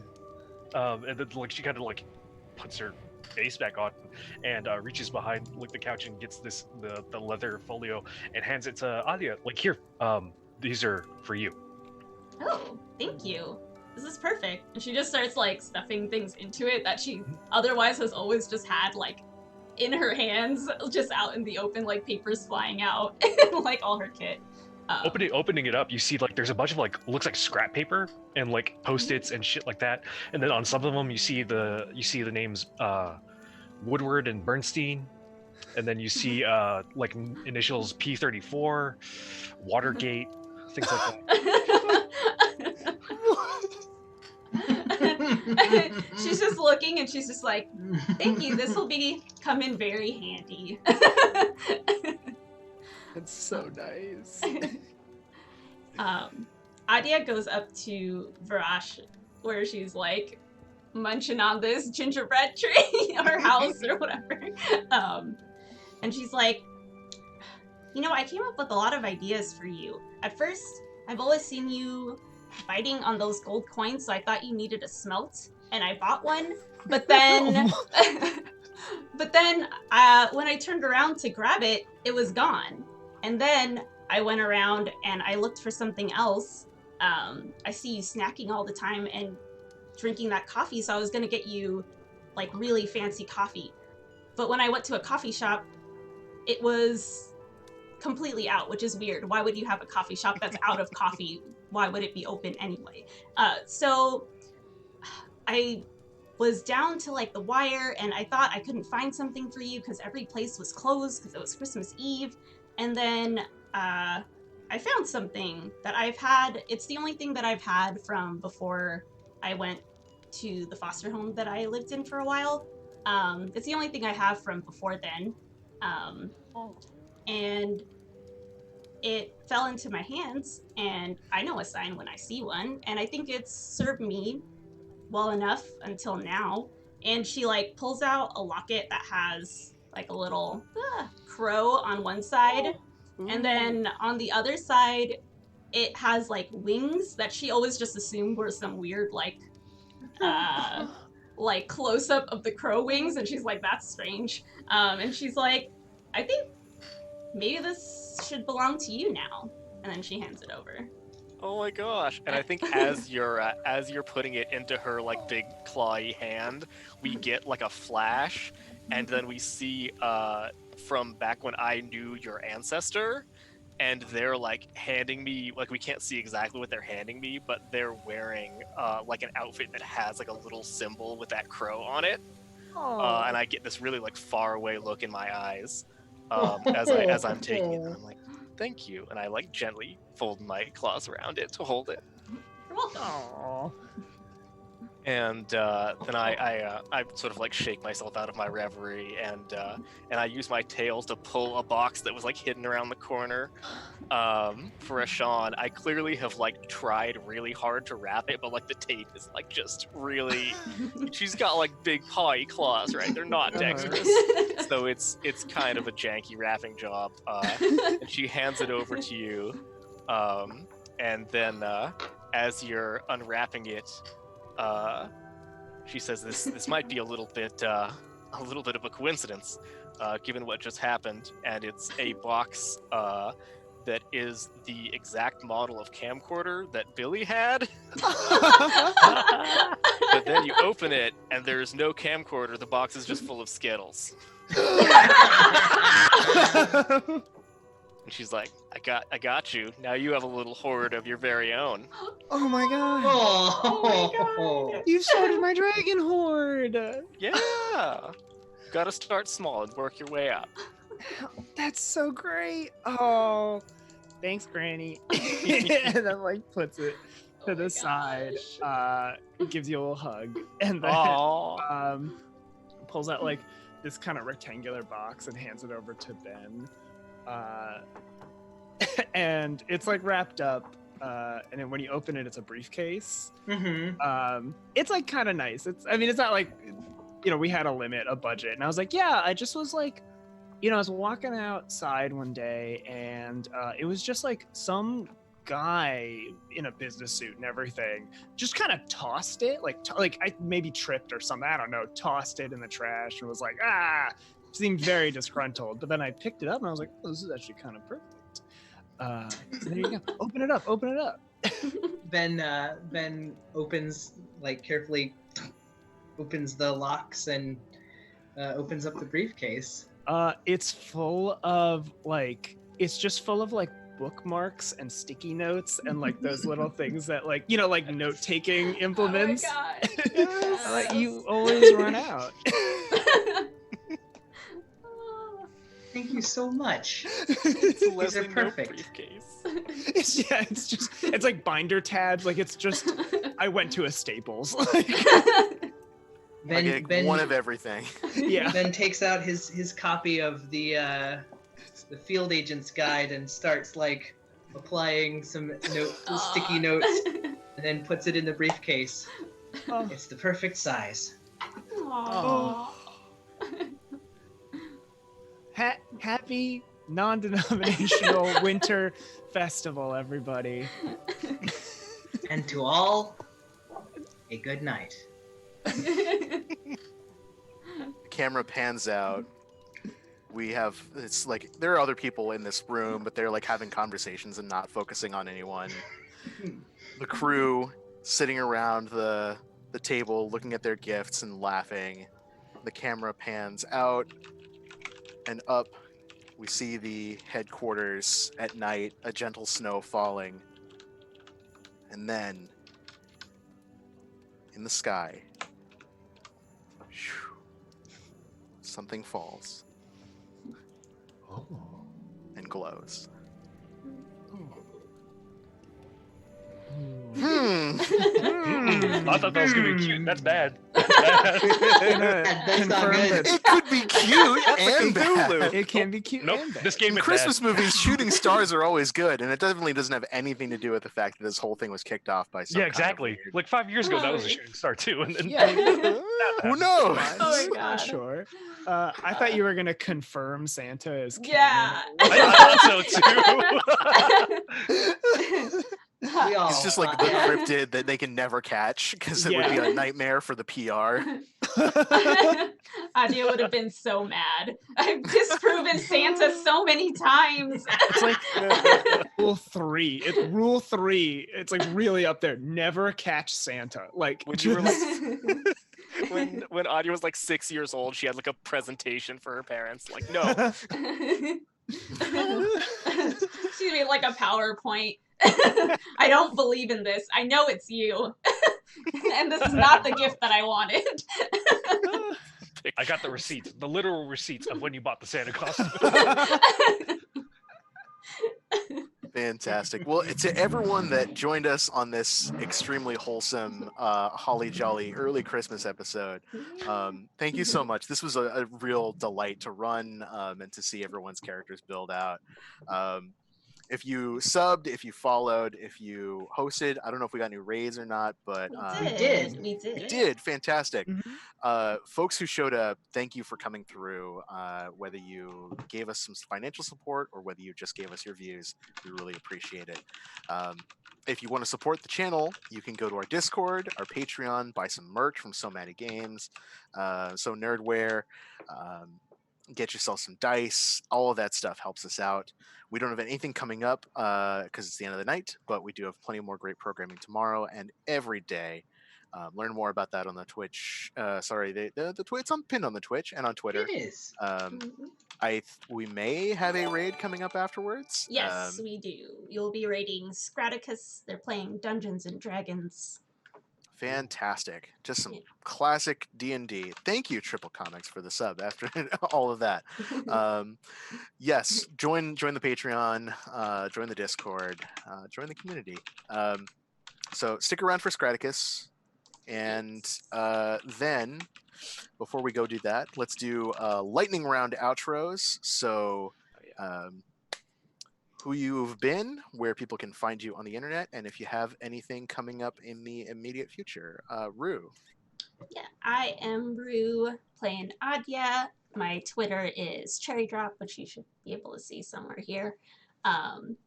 I will be here next week. That's where you can see me. Bab. Alex. Hi there. I'm Alex. You can find me at Zendaris on Twitter, or I do design games over at zendaris.itch.io, including Dragon Hearts, my game about cool dragon stuff. If you liked my dragon in this episode, You should play it. Viditya. Yeah, I'm Viditya. You can find me on my Twitter at Viditya Valetti. Also, my games, vidityavaletti.itch.io. I just very recently released a game called 6e GMless, where you can play GM games with it. You don't need a GM to play a game. Simon's amazing, but we don't need it. You can play with us. Yeah, exactly. Yes. So We uh, do need him. Aw, beans. so give that a look. I'd appreciate it. JR. I've been JR. You can find my writing about RPG stuff at belloflostsouls.net. You can find me on Twitter right here.